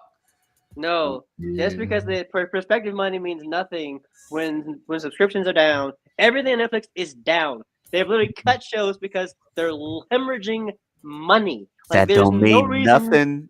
If you can talk to another rich dude and go, man, we doing great, baby, and he ain't paying attention and he don't care, and all he got is $1 million and billions of dollars, and you go, I got billions of dollars. You want to sell this stupid ass Warner Brothers thing to me? And he goes, yeah, you know what? I'm doing bad over here, so maybe you can do something with it. I miss Lena. You don't have to give me $72 billion right now. I do know this is a bad move. It's going to be horrible. No, it's illegal. It's an illegal move. Less people owning more media is bad. And the fact that the dude that runs Netflix is like, I don't like putting things in theaters. We should just, hey, who's to say what the theater is? It might be your screen and your TV. You know, don't. We're going to make movies from the WB profile and just put them on Netflix, maybe. I don't know. We don't know. Think about that. If this deal goes through, Netflix will officially own Lord of the Rings, the entire DC library, Harry Potter. There's like 4 more like major brands that they would own. And they in business with the WWE now. So they would also own they would also have AEW's library as well on their umbrella. I just wonder what this is gonna look like with Netflix having WWE and AEW content. Well, here's the thing: they got a contract until 2027, so 2027 is still gonna be on HBO, TBS, and TNT. Now, after 2027, we don't know what the fuck gonna happen. Is USA gonna be like, listen, you need to come on over here and get back on USA with some wrestling? The problem is that Universal Peacock also has interest in some of the like it's going to be a problem sooner than later. Like once again, antitrust laws. Like I don't want to belabor this because I know Mike really wants to go to the bathroom, but just like this entire it's so wrong on so many levels. Even before you think about the entertainment aspect, just the business aspect. Like this is literally like what you learn. Like we all went to school and had to like take the test about American bullshit like this. Like and like this is. But this is the best time to get it in. That is happening anyway. Yeah, like it's like mind-boggling. It doesn't. Who's gonna stop? I know, Mike. That's the thing. It's just like when you've seen the system, and you've been raised in it to say, like, look at these safeguards. Look how great these safeguards are, and then these safeguards don't do shit. Because they planned around those. They've been working on shit like this for years. Yes, for years. And it's like people have been saying that for years. People have been saying that for years. People have been telling us for years this is gonna happen. There's a lot of directors and a lot of producers. Like, for example, I always give credit to Guillermo del Toro just from the shit that he does in his movies and his ideology behind. Are we using CG or are we using practical? If I have the chance to do it, I'm going to use practical. Fuck your face. There's no place in AI in anything that I do. Like his stance in just what he does, I'm like, I'm going to give him props until whatever. But at the end of the day, he was like, hey, listen, whatever's going on here is going to fuck up shit. And I'm not down with it. Yeah, this is going down. Like the writers, you can only fight that AI fight so long. That's going to be the standard in a few years. But you shouldn't stop fighting. That's the thing. That's what Guillermo's like. Listen, keep swinging until everybody's dead. Because once this happens, or until the swinger's dead is really But see, the AI bubble is gonna bust soon because AI is already proven that it's not viable. It actually AI, as far as like searching and the things that it's supposed to be able to do, that bubble's gonna burst. But there'll still be people who have a localized AI figuring shit out. Like it's gonna be the we used AI and then we traced over the AI and now it's not AI. Yeah. We smooth the edges out. It's almost like we should have had a human doing this from the first spot, but whatever. The only I AI just that's saw gonna where end up working. anime studio was using AI to dub their films. That wasn't even their studios. That was fucking Amazon. I feel like I've seen AI captions and they are often wrong. Yeah, they're awful. So that's the thing. They're not good. AI captions are terrible. The real AI problem is that people are leaning on AI for so much, and AI can't do a good job with all these things. I've read somewhere that there was some sci-fi person or scientist, one or the other, who said scientist. In order for AI to be superhuman, a superhuman thing would have to make it. I don't think AI is going to be that smart. No, it's not. We already, Mike. Literally just said it's only as smart as the humans behind it. Yes. If That's you why I'm saying they're Google going to use something it simple and on then Google. trace over it. Must say if you look up for something on Google, just simply ask Google something like extremely easy. The AI definition of it is completely worthless. Like it's already not working because it's taking everything off the internet that is actually not real about that thing you're asking and trying to compile it. So like we're already there. It's just It's searching aggregator. all of the Reddit posts and seeing what everybody is saying.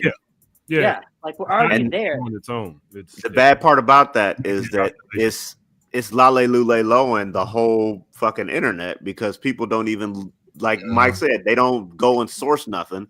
They go, great reference. There's way too much shit in my face when I Google something, so I'm gonna take the aggregate and go, that can't be too wrong, right? I mean, it might have some wrong shit in it, but I'm not gonna sit here and go read a book. At this point, Wikipedia is now my go-to. Like I'll see, is there a Wikipedia for the thing? Probably And then I go should to the no. Let me finish. I go to the Wikipedia and then check if it has sources in its because the sources, for the information I want because I can't rely. Because anybody can change it, but if they put a source that just leads to a room that goes 404, you'd be like, well, fuck off. What the fuck are you doing? Like I say that to say that like to find some place that has a source for me to start. Wikipedia Local libraries. Well, yeah, the library, but I mean, no, I'm just. As far as the internet is concerned, it's like where on the internet could I try to source this? All I'm saying is going to the library. We all gonna be under lale lulalo, and there's nothing we can do about it. we gonna have President Washington just ruining things from an AI perspective. Listen, we don't even have Metal Gear. We haven't even had like a Metal Gear Rex of like the simple sort. Like, we're not even that far. Like at this point, I want a fucking Metal Gear to just be walking through the middle of the fucking United States, because then at least then we can be like, exactly, we're too fucking stupid. Like that's the thing. That's the whole bit of America is that we've been Call of Duty, baby.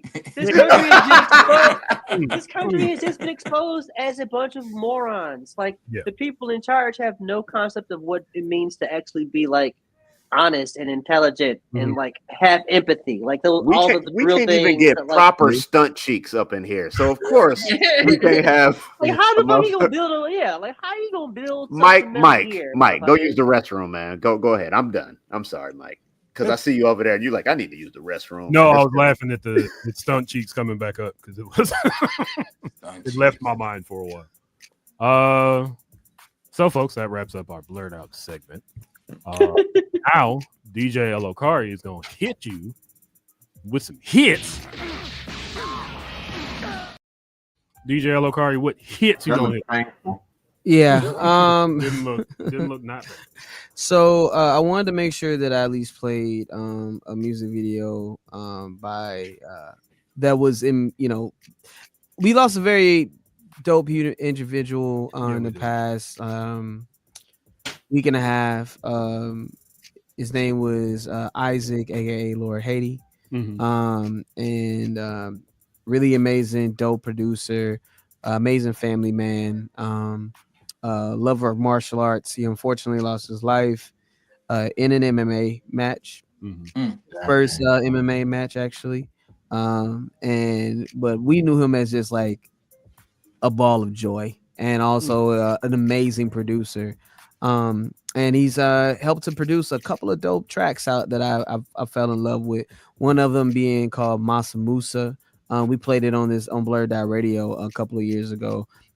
It's starring the main rapper on the song is Khalid B and also Limitless Styles. It was featured on the NBA 2K. I want to say 2021 or something like that. 2K21, I believe. And yeah, so educating folks about like African culture and whatnot, especially Mansa Musa, richest man in Africa ever, not just in Africa. So I want to make sure we played that beat in this spot as well too. But I also wanted to play some of y'all joints as well too. I was trying to decide between Chop Block and Nerdzilla. So I'll let y'all pick. Ooh, some tough ones. Oh Lord Jesus. Archie, what you think, man? Let's do Nerdzilla. I broke my toe shooting that Chop Block video, by the way. All right, cool. So we're gonna play those two videos, and if we got some time, we can play one joint by one original beat by Lord Haiti. So yeah, that's it. All right. You're watching Blurddot Radio, BLURDDOT We'll be back after this break. Want me to do it from over there? Yeah.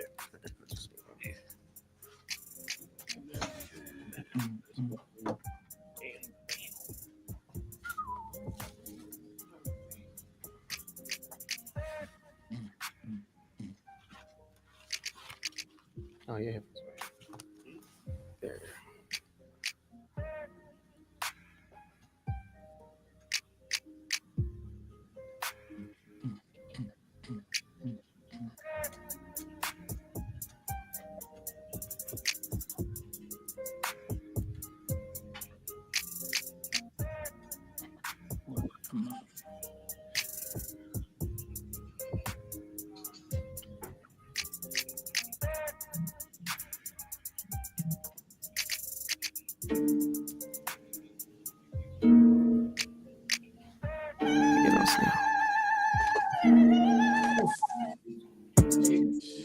Got it. That's fine. I know your thoughts is waiting. They're playing music right now. How do you? How do you check 1 2? Ain't no sound coming out of this computer.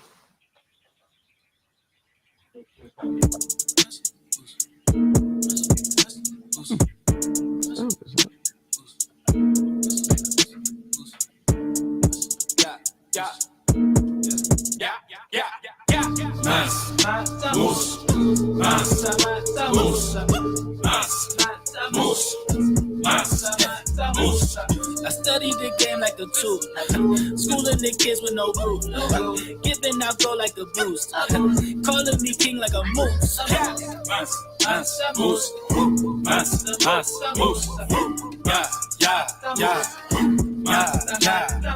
Just a young man from the land full of Africans where they try to play us for the goal right now. Leading all my people in the struggle on the bubble. You guys aren't hearing this sound, right? Right now. All my niggas ready for the call. All I gotta do is push the button and they gonna hold me down. Build an empire like City Bed, feeling like Didier. Focus on the goal right now. Always had to be so on lock. Now I got the flow on lock. Apple bang game to the top. Put Kendrick on the clock. That's a violence, I know shot. I ain't never bang on the block. I was just passing the rock. I was just jamming the pot. Range Rover with no top. Range Rover with no top. We my dang it. Chain go, bling go, blah. Teeth go, neck go. Stilo retro. We got drinks and loud. My people show out. Yeah, yeah.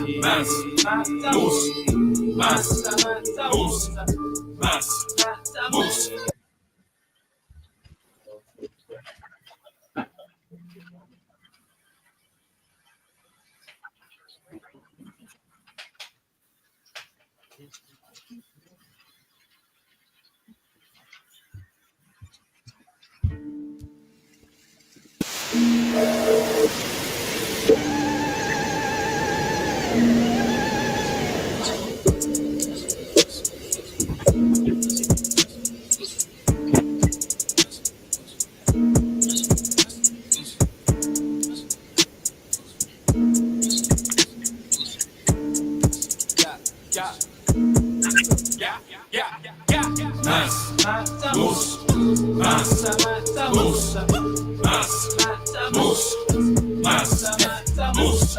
study the game like a tool, schooling the kids with no roof, giving out gold like a boost, calling me king like a moose.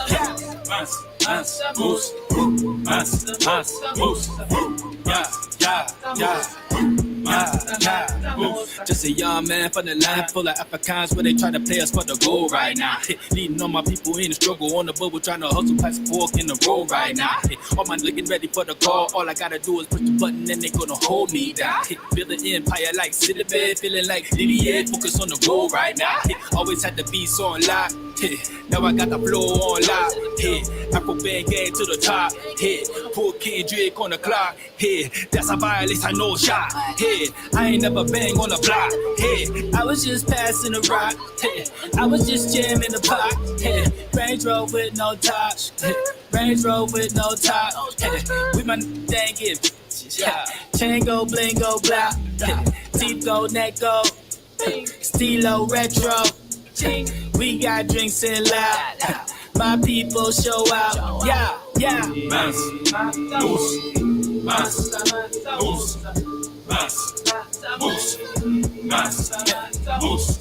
I study the game like a tool, schooling the kids with no roof, giving out gold like a boost, calling me king like a moose. Better call me king like Shango. Only see it green like Rondo. Gold, everything on me pronto. Fitting 30 kings, 50 queens in a condo. Clear course sitting on my wrist. More real estate flipping bricks. Putting all the games in a try. On baby, on kids, on guys. Surrounded by the ops, I get it clapping. Anyone, east side, rolling through the traffic. Hit me up, connect and traffic with a package. Send me one, I can make a god out of savage. 21. He said he run the block, I said we gon' own the block. Boy, standing in the watch, you better come and get this bread, boy. Running from the cops, I said we gon' own the cops. Putting money in the stocks, middle finger to the feds, boy. Hold up, hold up. Middle finger to the feds, boy. Hold up, hold up. Middle finger to the feds, boy. Come up from Haiti, I be going voodoo crazy, so we got Lord Haiti to produce. Stones on me looking at my juice. Putting gold in the hood like a moose. Try. And it's true that if you take time and consider, all the dynamics around you and supporting you and those that are against you, that you'll find the answers to make a way out of no way. And that the answers will come through you so that you could contribute to the community and give back.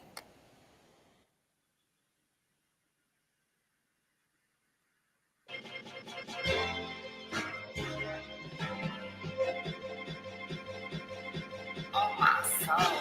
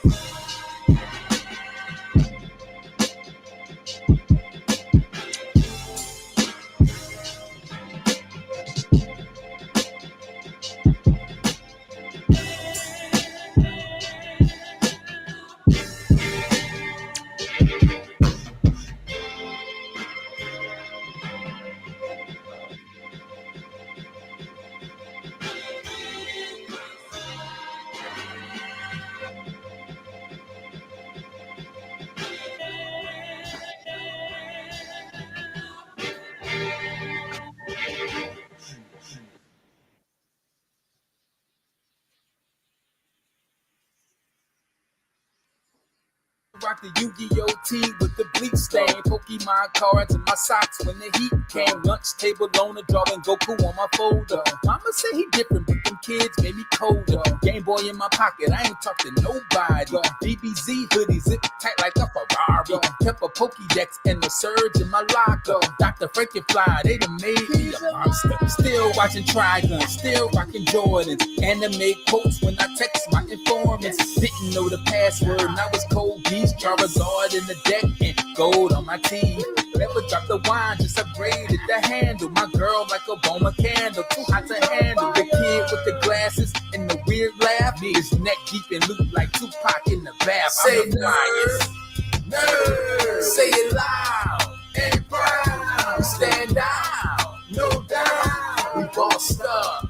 Next time, what we reading? Manga. What we playing? Smash or Zelda. What we rocking? Tees and cosplay. Who is we? Nerds on there. Say nerd. Say it loud and proud. We stand out, no doubt. We bossed up.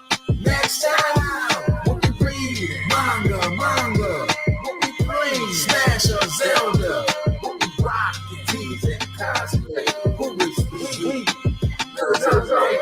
Call me Nerdzilla, I fire-breathing reptile. Spitting knowledge at my enemies like projectiles. It's wild. Being labeled a monster when I was just a child. Trying to get at my space, but I was extroverted. Because they didn't deserve it. I'm authentically nerdy, they deserted me. Different classmates with the same disorder. I sat in the back and read Game Informer.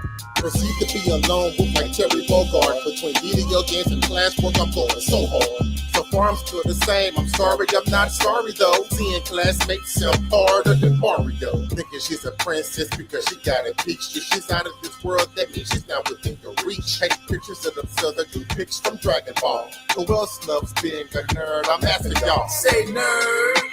Say it loud and proud. We stand out, no doubt. We bossed up. Next time, what we reading? Manga. What we playing? Smash or Zelda. What we rocking? Tees and cosplay. Who is we? Nerds on deck. Say nerd. Say it loud and proud. Stand out, no doubt. We bossed up. Next time, what we reading? Manga. What we playing? Smash or Zelda. What we rockin', tees and cosplay. Who is we?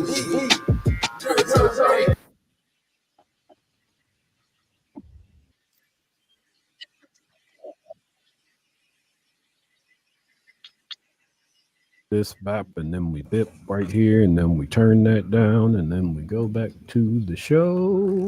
But first, I got this button. Heck, is my joint frozen? Oh, there's so many. Okay, here we go. And then we got to add. I think everybody's back on the stage. Blurddot. There we go. Blurddot. Bam. Blurddot. You are watching Blurddot Radio. DJ Elokari just hit you with some hits. Yeah. DJ Elokari, what hits did you hit him with? Yeah, man. So we started off with a track called Masa Musa by Khalid B, featuring Limitless Styles, beat made by Lord Haiti. Then we watched a Lord Haiti beat. Right after that one, go check out his whole page. Like, just stream his whole stuff, man. Dude is extremely talented. And, yeah, go check that out, man. It's freaking dope. Let me see if I can get the name of that actually. If you want that specific beat, it's called Takeaway on My Soul Sundays, when he was just dropping tracks after tracks after track. Nice. Go check that out. And then yeah, we ended that off with Nerdzilla by, you know what I'm saying, the boys out here, man. Make some noise for me. Y'all want to talk a little bit about y'all track?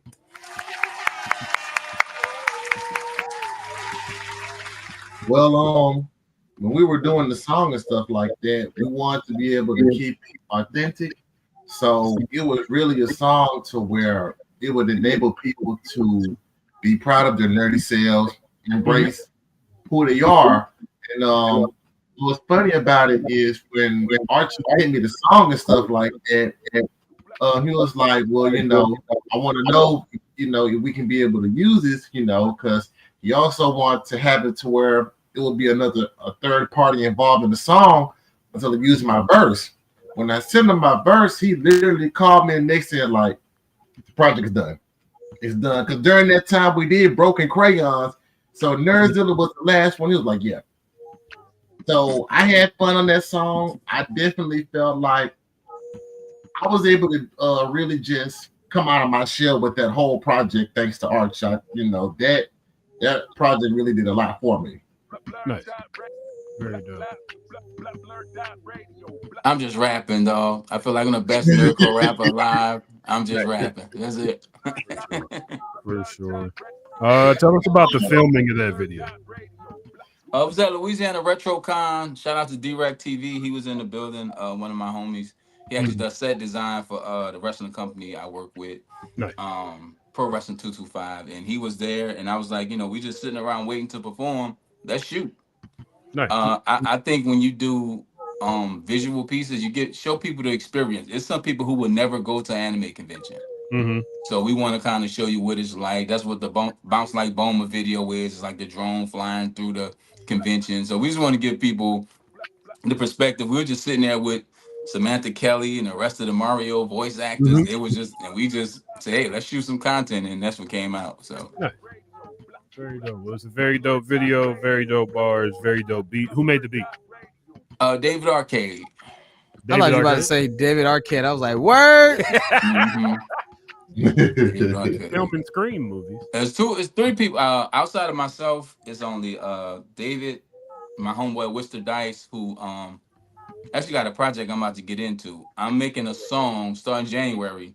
Mm-hmm. I'm making a song and dropping a song a day for all 1,052 Pokemon in the Pokédex. That is a lot of songs. That's a lot of songs. Yeah, so we've been ramping that up. So so it's like 2 years and 9 months. I'm committed to this project. So everything I had to do, I had to get out the way because once this starts, I'm not letting my foot off the gas. So yeah, it's called Stacking the Decks, and Wister Dice is producing that whole thing. So fire.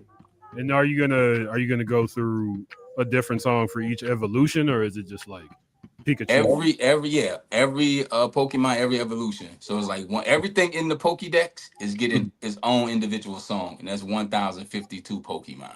That's very dope. Very, very dope. And what's the expected release for that one in January? Oh, January 1st. Nice. January 1st. We're gonna drop, and then we're just gonna continually drop. The goal is a goal of mine I have. Mm-hmm. As a kid, I've always been fascinated with the Guinness Book of World Records. Mm-hmm. And this was like, okay, I can do this. Because the big homie Mega Ran, who's a friend of mine, he's in the Guinness Book of World Records for having the most songs about a video game series, which is Mega Man. It's like 222 or something. Nice. And I was like, you know what? I can do something similar. And I was like, Pokemon, let's roll. So I didn't know it was 1,052 when I committed to it. But I ain't a lot of Pokemon, fam. That's like 3 years worth of drops, isn't it? Oh yeah, like I said, we committed. We ramped up. We ready to go. 1,052 beats, new songs, new lyrics. So anything I had to record had to be done because this is a commitment all the way. The goal is to get the Guinness Book of World Records and perform at the Pokemon World Championship. Very, very dope. Very dope. Where are you going to be releasing these songs? Through all DSPs, and then I have actually an IG and a TikTok called Stacking the Decks, STACKINGTHEDEX. And everything's going to be there daily drops. So very, very dope. We look forward to that for sure. So folks, we would normally do a shot of Malort here, but we can't drink in the studio no more. How come? You know what? We don't own the studio. Oh. Who does own the studio doesn't want us drinking anymore. It used to be everybody but us, and he was like, no, I want this to be a dry studio now. So that means we're missing out on Malort. Hurts my heart. Yeah. Well, I got a substitute for that. Here we go.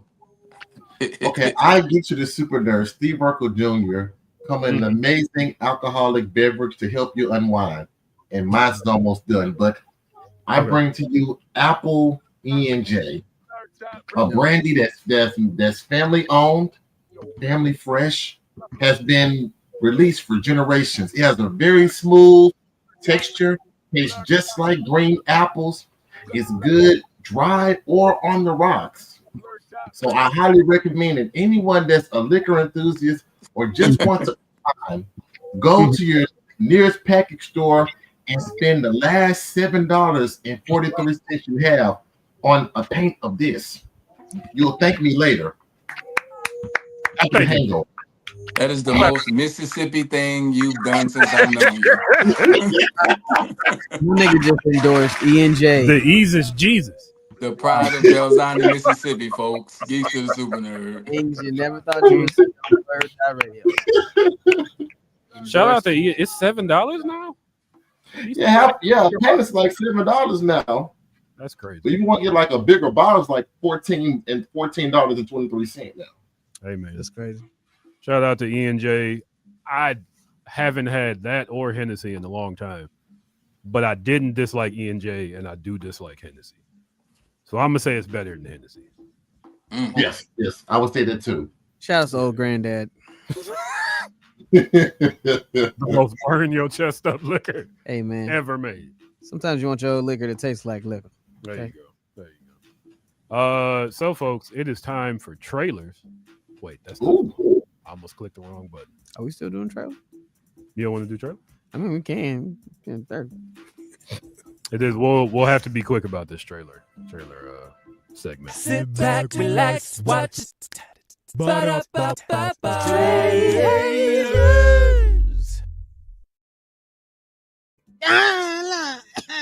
He does that every week. Every week he does that. I almost didn't do it. I was 2 seconds on not doing it. Thought about it. I was like, nah, can't deny the people. Got to give the people what they want. They can't hear it. It's a lot of trailers in these past 2 weeks. The one that interests me most is a movie called Kraken about a giant octopus. Because why wouldn't it interest me most? There's a 5-second teaser trailer of Supergirl that just dropped. Yeah. There's a Shrek 5 teaser. Oh, that's okay. Oh wow. There's a Story 5 teaser. Another trailer. Jesus Christ. Yeah, I mean, you know. 5. Tis the business. Toy Story. How old is Tim Allen? Why are you still doing it? Hollywood's in the fucking dumpster. God damn. I just wanted to throw out the dumpster is crazy. that Tim Allen once got caught in an airport with a suitcase full of cocaine. He did not go to jail. I'll let you figure out why he didn't go to jail. Because he's white. No, because probably because people don't just give you cocaine. This was before he It's Tim the Toolman Taylor. like, I can't go to jail. It was him, Ronnie. Cocaine in my bag? Talk about home improvement. We make a whole garage off this shit. We got the Bone Temple. Get out of here. It sounds like a. We got Return to Silent Hill. They're making another one. You don't have to. They shouldn't have made that second one. Nah. Oh wow, really? Darren, you're a big Silent Hill guy. You didn't hear about this movie? You're not excited about it? I was very upset with the production photos. And then I saw the trailer and I was like, you sons of bitches, how dare you turn my motherfucking idea around about this movie? Well, I didn't want to see it, and then I saw the trailer for it, and I was like, Yep. To Silent Hill. Silent Hill has been. What the fuck is that? That can't be part of it. Silent Hill has been has had a good year. I don't think I do want to play Silent Hill F. I do want to play that. That is on my play it. playlist. Play it. Don't even think. Sounds good. Don't even think about it. Cut it on. Play it. Beat it. Cut it back on. Play it 4 more times because that's the only way you're gonna get the true ending. Never gonna do that. Mind you, every time you play it, you fly through the game about 40% faster. I need a PlayStation 5 now. Wait, have I been unmuted this whole time? Yep. Yes, we did not. Yes. I thought I muted it. Did y'all hear me screaming? Nope. No. You okay? She was sliding into that grave, dog. No, I attempted to fry something for the first time ever. Oh, was it frozen? No, Is it I chicken? Oh. I used olive oil. So the smoke point for olive oil is different from most oils from what I did my Yes. research. Yeah, you can't just leave it in the pan while you fix You want to go ahead and switch that. What are you frying though? I just had it set too high initially. Yeah. So that grease was popping high. You want to switch that to peanuts? I made fried shrimp. What are you cooking though, Ashley? What are you frying? Shrimp. Some shrimp. I don't like it though. I don't think I left it in long enough. The breading kind of soggy. Do you have any air fryer? Do you have an air fryer? I do not. Oh crap! I was going to suggest that. What you could have done was put it like a really low temperature. Let the grease warm up first before it starts to boil, and just pan fry. Just pan fry them and stuff like that. That's what If you ever feeling kinky, batter your seafood with pancake batter. Well, I had some all-purpose flour, some egg, and yeah, olive oil. But like I said, this is my first time ever trying to fry, so well, you'll get I didn't burn the house down. So hey, that's a win is a win. A win is a win, like you said. Yeah. Also, Ashley lives in an apartment. It would have been terrible. What'd you say? Said living in an apartment, burning down the house takes on a new meaning. One of my coworkers had to get out of work early because there was a fire at her apartment, so she just grabbed her laptop and her cat. To go to her apartment? And there's a fire. Which one did we pick? We picked Return to Silent Hill. Okay. I didn't know we left. We Here's the thing, you did. Nobody left. Yeah, I was Nobody about to say, did. People don't leave Silent Hill. I don't know how much lore folks. So folks, here we go. We're gonna watch Return to Silent Hill with the Lunchtable owners. We're gonna review it, then we're gonna dip the fuck up out of here. Yeah, I'm already leaving. Is there no? I ain't never heard them. James, Ooh, so Konami. much time has passed, but I'm asking to please come back to our special place. Is this like a fan film? Something's happened. Feel like it, don't it? Who are these white people? Love, Hello? Can anyone hear me? everyone got They're the sick and Silent tired. Hill people, Ashley. Duh.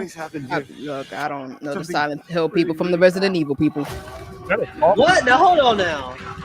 You know who Jill Valentine is now. Where's Chris Wesker? Redfield and Wesker. They're very identifiable. I mean, in their video game form, yeah. Hey, I don't know. I don't know shit about the movies, so that's fair. I continue to get in the movies, but I don't know shit about the movies. Yeah. I know the games. Yeah, that's fair. You got me there. All right, you got me. Chris Redfield is hot. Like, excuse me. I recognize my baby daddy. What are you talking about? No one said it boy. easy. That was the girl from Wednesday. From who? Wednesday. Girl, Wednesday's roommate. the one that can turn invisible in season 2. Oh, I ain't. Always be here. You don't have to move. Cool. I don't care. Boo! Hey, we're gonna go around in a circle and talk about this in an organized manner. I'm not mad at it. It doesn't look like complete trash. I've seen the second movie, the one with Jon Snow, absolute ass trash. Wait, there was a second movie for Silent Hill? Yes, there was, and it was Okay. based on part 3. somehow. It was in the trailer. I thought it was just the one. No, it was based off the game part 3, Okay. and they were just like, "Are you eating shrimp currently?" Yes, I'm she is. sorry. Rubble, rubble. I bet this takes I so didn't good. realize there was two. Damn, there's been 2 movies. That's crazy. So the first movie was one of the first like good video game movies I feel like I saw. Hey, For those who aren't very old, it was okay. But it did Okay. not Silent Hill follow was genuinely like, the oh, process. Yeah, it didn't follow the property, but I liked it. yeah. Also, the property ended up following that movie. a la Yeah, it showed it. Yeah, it was weird. But it took it in a new direction. It did things that had never been done in film. There were genuinely shocking parts where they take the cop. This isn't a spoiler. This was like 20 years ago. They take the cop and put her over a fire on a ladder, and after her head's burnt up, it just like flops around. That sat with me for a long time. Yeah, because usually when you set somebody ablaze, you set somebody ablaze. You don't slow cook them like they motherfucking brisket on a motherfucking. Just sitting there like, we gonna put her on low speed. They said they wanted roasted pig. Throw some Old Bay on that real quick, maybe mix up some motherfucking some that was hot sauce. You know, never before in a horror film had somebody gotten their skin ripped off and then thrown at a door. That was Silent Hill 1 was worth the watch. Silent Hill 2, trash. Hot trash. Yeah. Hot trash. This one, the effects look good. I don't know any of the actors. That's worrisome. I don't know the production company. That's worrisome. Is it a Japanese production company? Because it's no, it's not. Real Japanese. No. It's not. Unfortunately, it's not. I feel like it would probably be better if it was. Really? At certain points, the visuals just look like new age PS5 graphics. That last shot of the dude, I'm like, what is that? I feel like a thing that we have to accept before it happens is video's only going to get so good. Like, eventually PS5 video or video games and videos aren't going to be all that distinguishable. True. It's the best they could do with it. Which is boring. Give me like your art. And what you want it to look so real? At some point, it's gonna get past real. It's gonna be super real. Like what? Like the super realism was cool for a minute, but now I want like actual distinguished art styles. There you go. Now see, I'm down with that. Yes, make something that 10 years from now, if I play it, I go, the art style carries. Oh yeah. Like if you can you can go play some Okami right now and be like, oh, this Okami game looks good. Like playing an Paper Mario. Like if I could just Silent Hill. Yes. I thought we were talking about like the movie. Return to Silent Hill? What? No, I just know what's happening here. Oh, yeah. Just saying how movie graphics and video game graphics are starting to look very similar. I disagree. I disagree wholeheartedly. But okay, I don't want to get into that discussion, but I disagree. But I think this movie does not look interesting, and I have no intention of seeing it. I didn't care for the first one. I don't care for this one. Carry on. Thank you, Kenny. You're welcome, Mike. I won't see it in the theater. I will watch it 5 years from now on Tubi. I think y'all did a better job selling me on Predator and Zootopia 2. I just want to point out that this probably ain't gonna be in the theaters for like more than like a week or so. So you ain't gonna get a chance to see it in the theater. Yeah, and if you do have a chance to see it in the theater, there are lots of other movies. Yeah, go see something else. This is saying it's gonna drop in January. Yeah, this is a watch it on PlayStation 5 movie. This ain't a watch it in the theaters movie. This is a thing to notice, and I say this every year on this show. Movies that are released in January, unless there's some like box office big name thing, and sometimes even if it is a box office big name thing, it's not gonna be that good.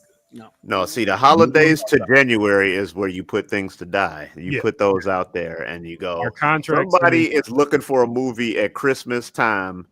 Yeah, our contract said we have to put this out at some point. So go ahead and put it out in February. Well, yeah, this is one of the this is the type of movie that comes out like bundled with the remake of Silent Hill Part 1, and you can watch that and then play the game. And they put them together in the PlayStation Store. Like they give you a digital download that expires in a week. Yeah. It's a rental. Wow. Why gotta be a rental? That's the world we live in now. Lord. Yeah, definitely. Yeah. I'll leave my final judgment is when it's on Tubi, I'll watch it. Okay. DJ Lokari. Is that what kind of ass are we talking about? Sometimes it's that simple. Ass. Is it stunt cheeks or is it like real cheeks? What are we dealing with?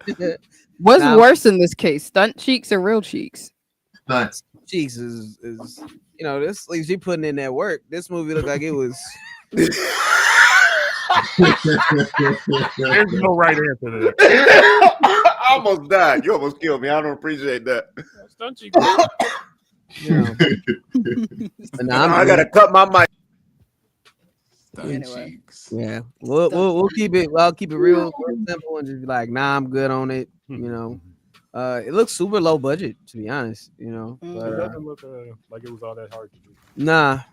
So yeah, nothing. It looked like a bunch of stock footage. Yeah, yes. Like It Star Trek, did. like there's just a bunch of background stuff. That's what I was like. It looked like like 2000s Japanese live action movies. Yeah. It looked like an ad for Silent Hill, the game. Like that's what I'm like. It just looked like high budget PlayStation. Yes, like, yes, Yeah. Man, Yeah, exactly. They used to do the PlayStation ads. I can't wait till y'all get to me because I'm gonna have some fun little tidbits for y'all, and I appreciate it. So the director made Brotherhood of the Wolf, Darren.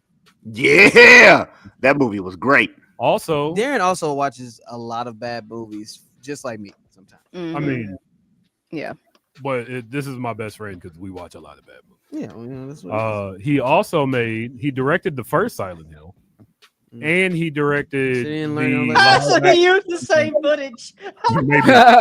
he directed the live action version of Crying Freeman that I didn't even know existed. Oh yeah, you didn't see that? I love that movie. I love the anime too. Hell no. The anime was interesting. Ghostface Killer sampled it for Assassination Day. Fun little tidbit.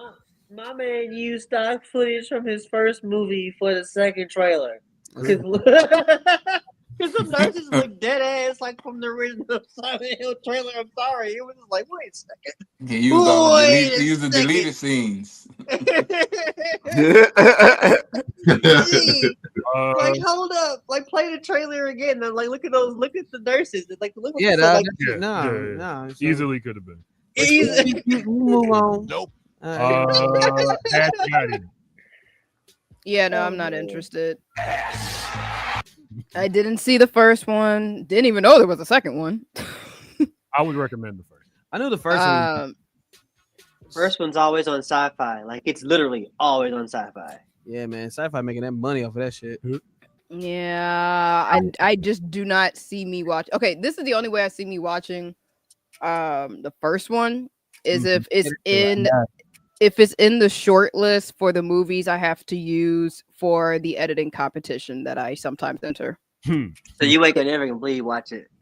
No, I actually completely watch the movies that are on those short lists, especially if I haven't seen it before, so I can go into it with like fresh eyes.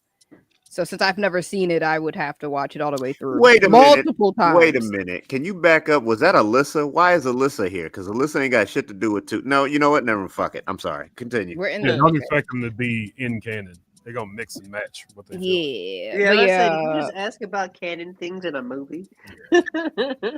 Yeah, so I'm not interested in this one, and I mean, when it comes, at least for you, Mike, there's some hope because he directed the first one. You like the first one, but was on the first one versus this one. But yeah, that trailer did not sell me on it. Nope. And it coming out in January is not a good sign. Very bad sign. Very bad sign. What's the last good movie that came out in January was like what? The first Megan? Did that come out in January? I don't know. That was either January or like early February. Hey man, every once in a blue moon, a good movie will come out. Yeah. And not often though. This doesn't seem like one of those. Kenny, that's a no from you. I'm getting. That is correct. A no, capital N-O. Dr. No. Yeah. Before we get to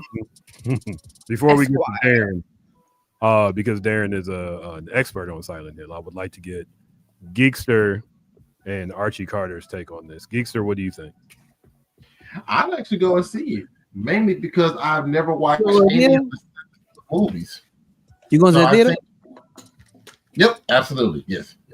Nice. Maybe get you a date from that Papa the Bloom. Huh? Did you say Bapa the Beppy? From Pop Moon, remember? Oh, yeah. That. All right, so that is a yes from Geekster. Archie Carter, how do you feel about this one? I'll be too busy watching the Michael Jackson movie, and I got Wait, was that in 125 Pokemon to rap about, so I'm gonna have to pass. Oh yeah, you got work. All right, yeah, you got a lot of work to go. Wait, the Michael Jackson one is in January? When is it? It's February, January? And whenever it is, I'm gonna be too busy for Silent Hill. So. There you go. You know what? Just say no. Just say no, man. Don't play the game. Don't play the game with us. Darren, what are your thoughts? That's April. Okay, so y'all want a little bit 10-bit of information. This all started happening around the time when Konami said, "Hey, guess what? We want to start making some more money other than these pachinko slot machines that we got going on." Yeah. Because that's So here we go. After what? Super Nintendo? Did they make no, after PlayStation 2. When did Konami go out? Like, what was the last system? Oh, Konami went out after they tried to do the Castlevania, the second one. The one that was on PlayStation 3 or PlayStation. Okay. They tried to do Castlevania where they were taking the first Belmont, the first guy that got the whip, the first guy that went against not even Dracula. The dude that started Dracula, the dude that like Vlad the Impaler. No, the dude it was a guy that came up first and essentially brought Dracula into power. Okay. The second one was him in the future, and he had his castle still in the middle of a city, and it didn't make any sense. And then they were like, "Oh, you know what? Pachinkos." So they made banana sandwich money out of pachinkos. Yeah. And they were like, "We ain't got to make games no more." So all these good properties we got sitting over here, and plus at this exact time, Hideo Kojima was like, "Well, then fuck all of y'all." That's one of the. And he left. Yeah. That was one of the historic points of Konami's. True. Yeah. So Metal Gear did not get finished. So they were like, "We're going to do Metal Gear Online." People will love that. Doing all those weird Metal Gear shooter games and shit. Yeah. They were wrong. So they were like, you know what we can do? Pachinkos. So they went back to Pachinkos and started redoing the engines of old games, but just putting in a Pachinko. So people saw Metal Gear Solid looking real nice. Good trailer. It's a trailer for a Pachinko game. Go play it. Oh yeah, because there's a Silent Hill. No, it was a Silent Hill shooter game. It was pretty cool looking. So they did all that, and then they were like, you know what? We're gonna bring our people back. We're gonna bring Silent Hill back. But they ain't got no money. A, we got a lot of money. B, we ain't doing shit. We gonna hand it over to another team of people to do it. We gonna tell them, hey, you know what? Make a couple of them, but put one in Japan because we want to put one in Japan. Yeah. So what they do? They announced 3 video games. They made one that was like a quick little walkthrough game, basically, just to give people a little taste. You get a little taste. And then they was like, we're doing a remake. We're doing a remake of the most famous game 2. Come play that. And people did, and it was great, and it was awesome. And they were like, are you seeing this or no? Now that we got the hook in you, come and play Silent Hill S. Are you seeing this or no, Dan? I'm confused. What? What you do? What? Are you seeing this movie, bro? Like, so hold on. Here's why you got to give Darren the floor, is because Darren knows a lot about Konami and about Silent Hill. Him and Ashley talked about Silent Hill F for a very long time. Fast forward past all the games. It wasn't that long. Fast forward past all. I'm very familiar with Konami too. In the middle of them trying to make this push for all the Silent Hill content, they said we're gonna do a movie too to help boost all the sales of the games that we're making. How can we do that? Hey, get that dude that made the first one and give him 25 cents. And tell him to make us the best movie he can make. With The budget does not look like it was as high as the first movie. So bring him in. Tell him we'll pay for it. We're not going to tell him how much we're going to pay for it. Get those wigs off them mannequins. Make them move. And that's what they did. See if Tyler Perry got any extra wigs. Yeah. Grab the Stranger Things wigs. So what I feel like I'm hearing is a no, you don't want to see this. Oh, I'm seeing this. Well, so he's seeing it. I Will think you he was. see it Yeah, in I'm pretty sure theaters? he's seeing it. Oh no, I'm not seeing it in theaters. I told you I'm gonna see it when they do the bundle with the game that's gonna come on PlayStation exclusively because this is a Sony production. That makes sense. Good point. Very good point. Also, real quick, Konami does fitness.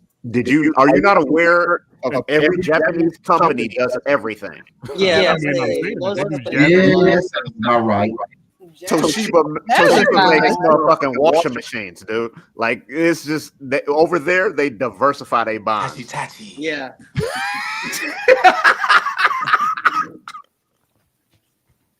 I'd say before Nintendo went completely to video games, they actually made like other things too.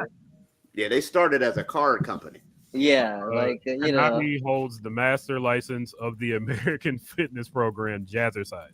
Konami owns Jazzercise. Really? What the fuck is that? That's not surprising. At this that point, explains the movie trailer because that's what it looked like. The Jazzercise commercial. When they showed that picture of all the nurses doing this, I was like, they about to do some dance. Wow. Where they gonna go with this? Wow. That was a good through line though. I was like, where's he going? I was like, okay, I see what's going on. Yeah. That was just like, well, oh my God. Right. Konami is very frustrating because they have the not even just the obvious licenses of Castlevania and like this and yeah, but like they also have like Mega Man and some other stuff. Capcom. Not Mega Man, I'm sorry, that's Capcom. Yeah, I was about to be there was real some upset. I can't think of the other fight the Contra games, which have also been awful, but Yeah, they've had a good.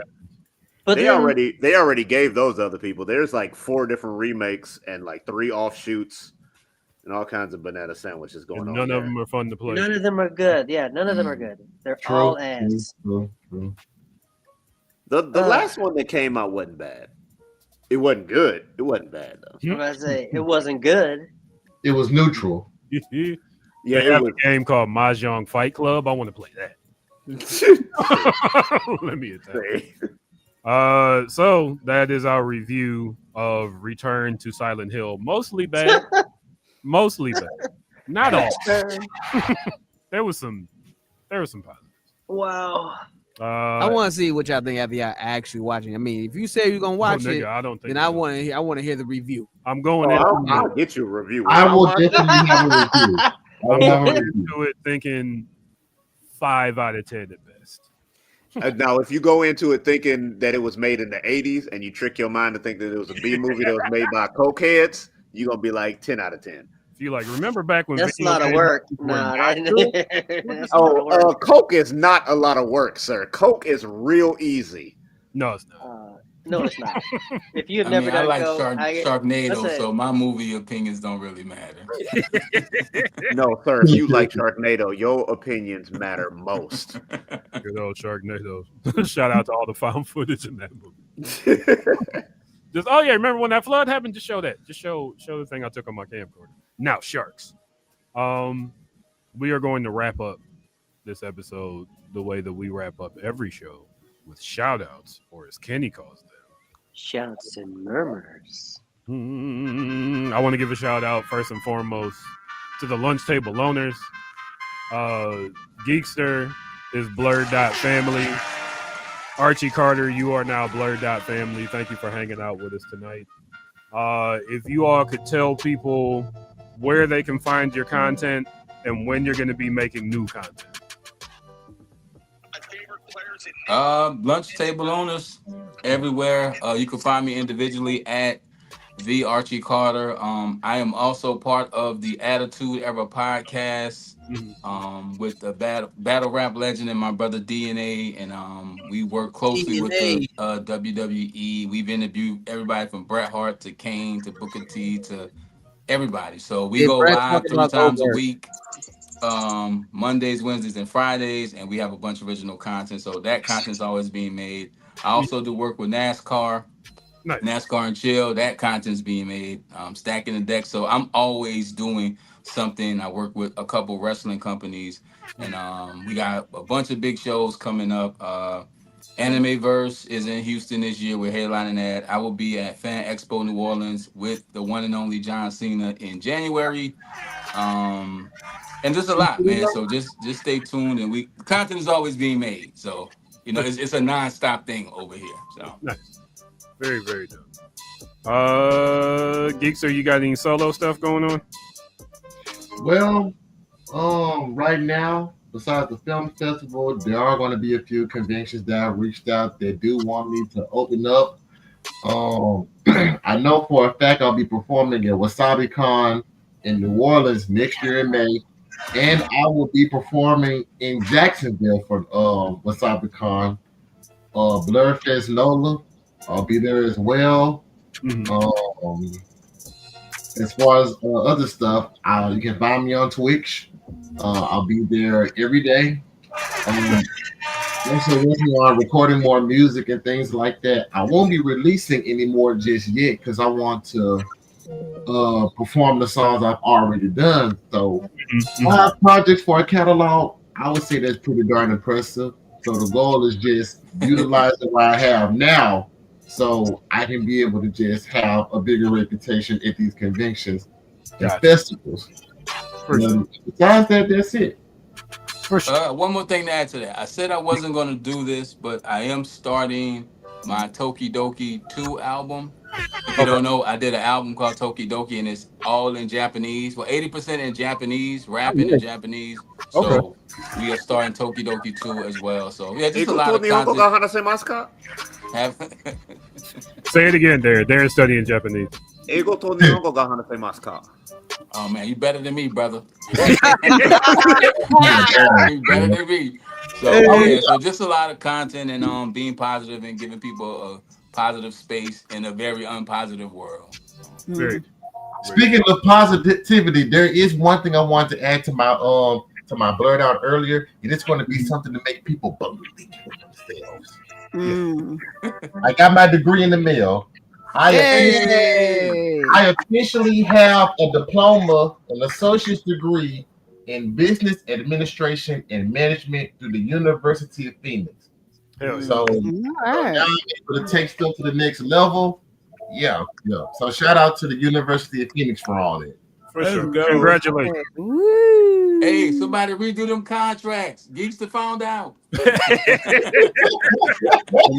Hey man, what the fuck? You get all my fruit snacks. I want to shout out the Blurddot Radio crew. Thank you all for joining me again. And shout out to my partner who gets back in town from Houston tomorrow. Aw, I thought you said you was going to travel with her. What? When did I say that? Okay, I guess she's not gone that long. Yeah. Got you. And with that, I will pass my shout outs to DJ L.O. Carter. Word. First off, shout outs to Life and Legacy of Lord Haiti. Absolutely. Rest in peace. Shout outs to everyone, the entire family, keeping Brianna lifted up. Shout outs to everybody that came to PocketCon, man, and braved the snow. Appreciate y'all so much for coming. All the amazing artists, everyone that was in attendance, we appreciate you. Shout out to Robert Townsend. Hey. Thank you for creating a lane for folks, during the time where, you really had to put your boots out there and make it happen. So shout outs to Robert Townsend. Shout outs to if I could say real quick, the fact that Robert Townsend was in that era where if you were black and you made it, you put everybody in there. Yes, you did. Go watch Meteor Man and just see how many fucking celebrities, like how many black excellent Luther Vandross, who had never added a day in his life, got in shape to be in fucking Meteor Man. Sure. They got James Earl Jones to do a comedy role in that shit. My son works. Was fucking Nice. yeah, man. It's insane.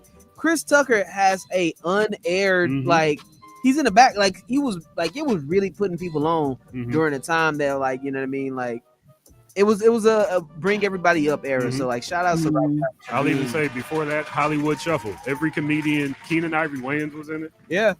Pops was in it. Every black And, comedian. the movie he at was that time. the songwriter. What was that movie? Forget. Never mind. But he was singing in the room with his sister. I forget the name of it. Not the 5 Heartbeats, was it? That was 5 I was Heartbeats. gonna say it was 5 Heartbeats. Yeah, 5 Heartbeats. Yeah.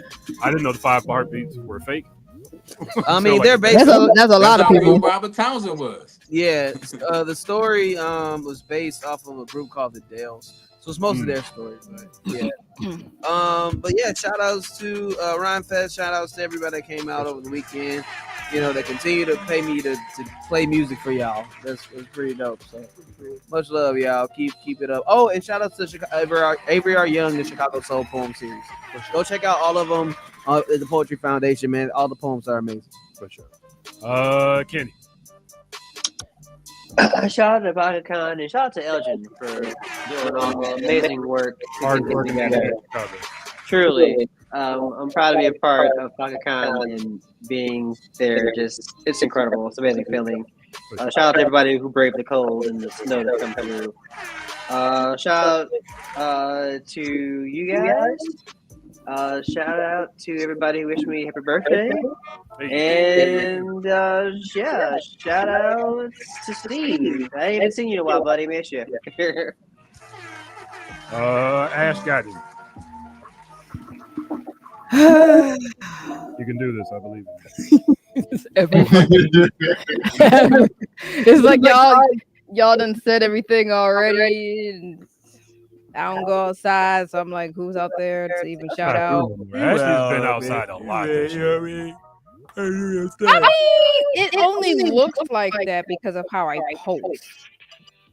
Girl, whatever. You You be go outside. outside Stop for like playing a with me. whole summer. Look, I'm actually going. You know what? Shout outs to my calendar for next year because I'm literally going to be somewhere like every month, starting in February until at least August. That's gross. So, just trying to distract myself by traveling. There you go. Is that your shout out? Calendar? Yeah, my calendar. Pray for my wallet. Darren. Shout out to everybody here. Shout out especially to the birthday people. Hey. 1 foot in the grave. Joke's on you, nigga. I'm already there. Damn, that's all right. That took all the wind out of the sails of that. I don't even feel good. Movie. Good.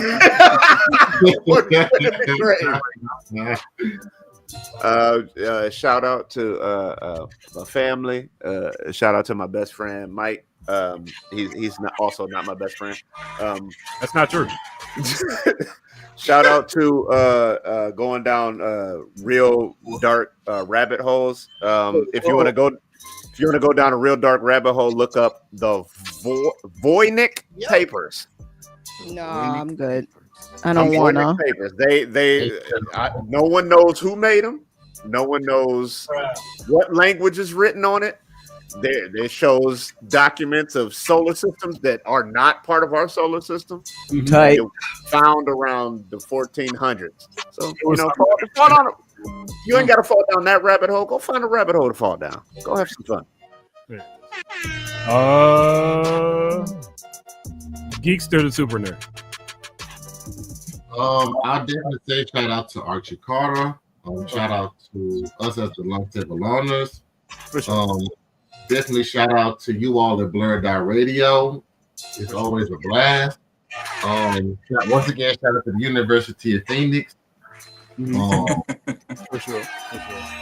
Also, shout out to Henry Turner Jr. I'll actually be able to perform. And last but not least, shout out to Apple ENJ. The E and the J. Yeah. Yes. Thank you. Last but not least, the Archie Carter. So I want to shout out, man, y'all as a label, a crew, and as an establishment. I want to shout out everybody living life on their own terms. For sure. You know, you get one of these, live it, and something I stopped doing a few years ago, and it really made a difference in my life and my career. Shout out to everybody that has stopped making themselves small to fit in places they don't belong. Absolutely. Absolutely. And that's it. And all the loners around the world, you can sit with us. That's why we do this. So shout out to y'all, man. You've been watching Blurddot Radio, BLURDDOT RADIO. Join us next week, 7:30 until question marks. Until then, love, peace, hair grease. Go read a book. We're gonna go out on this one.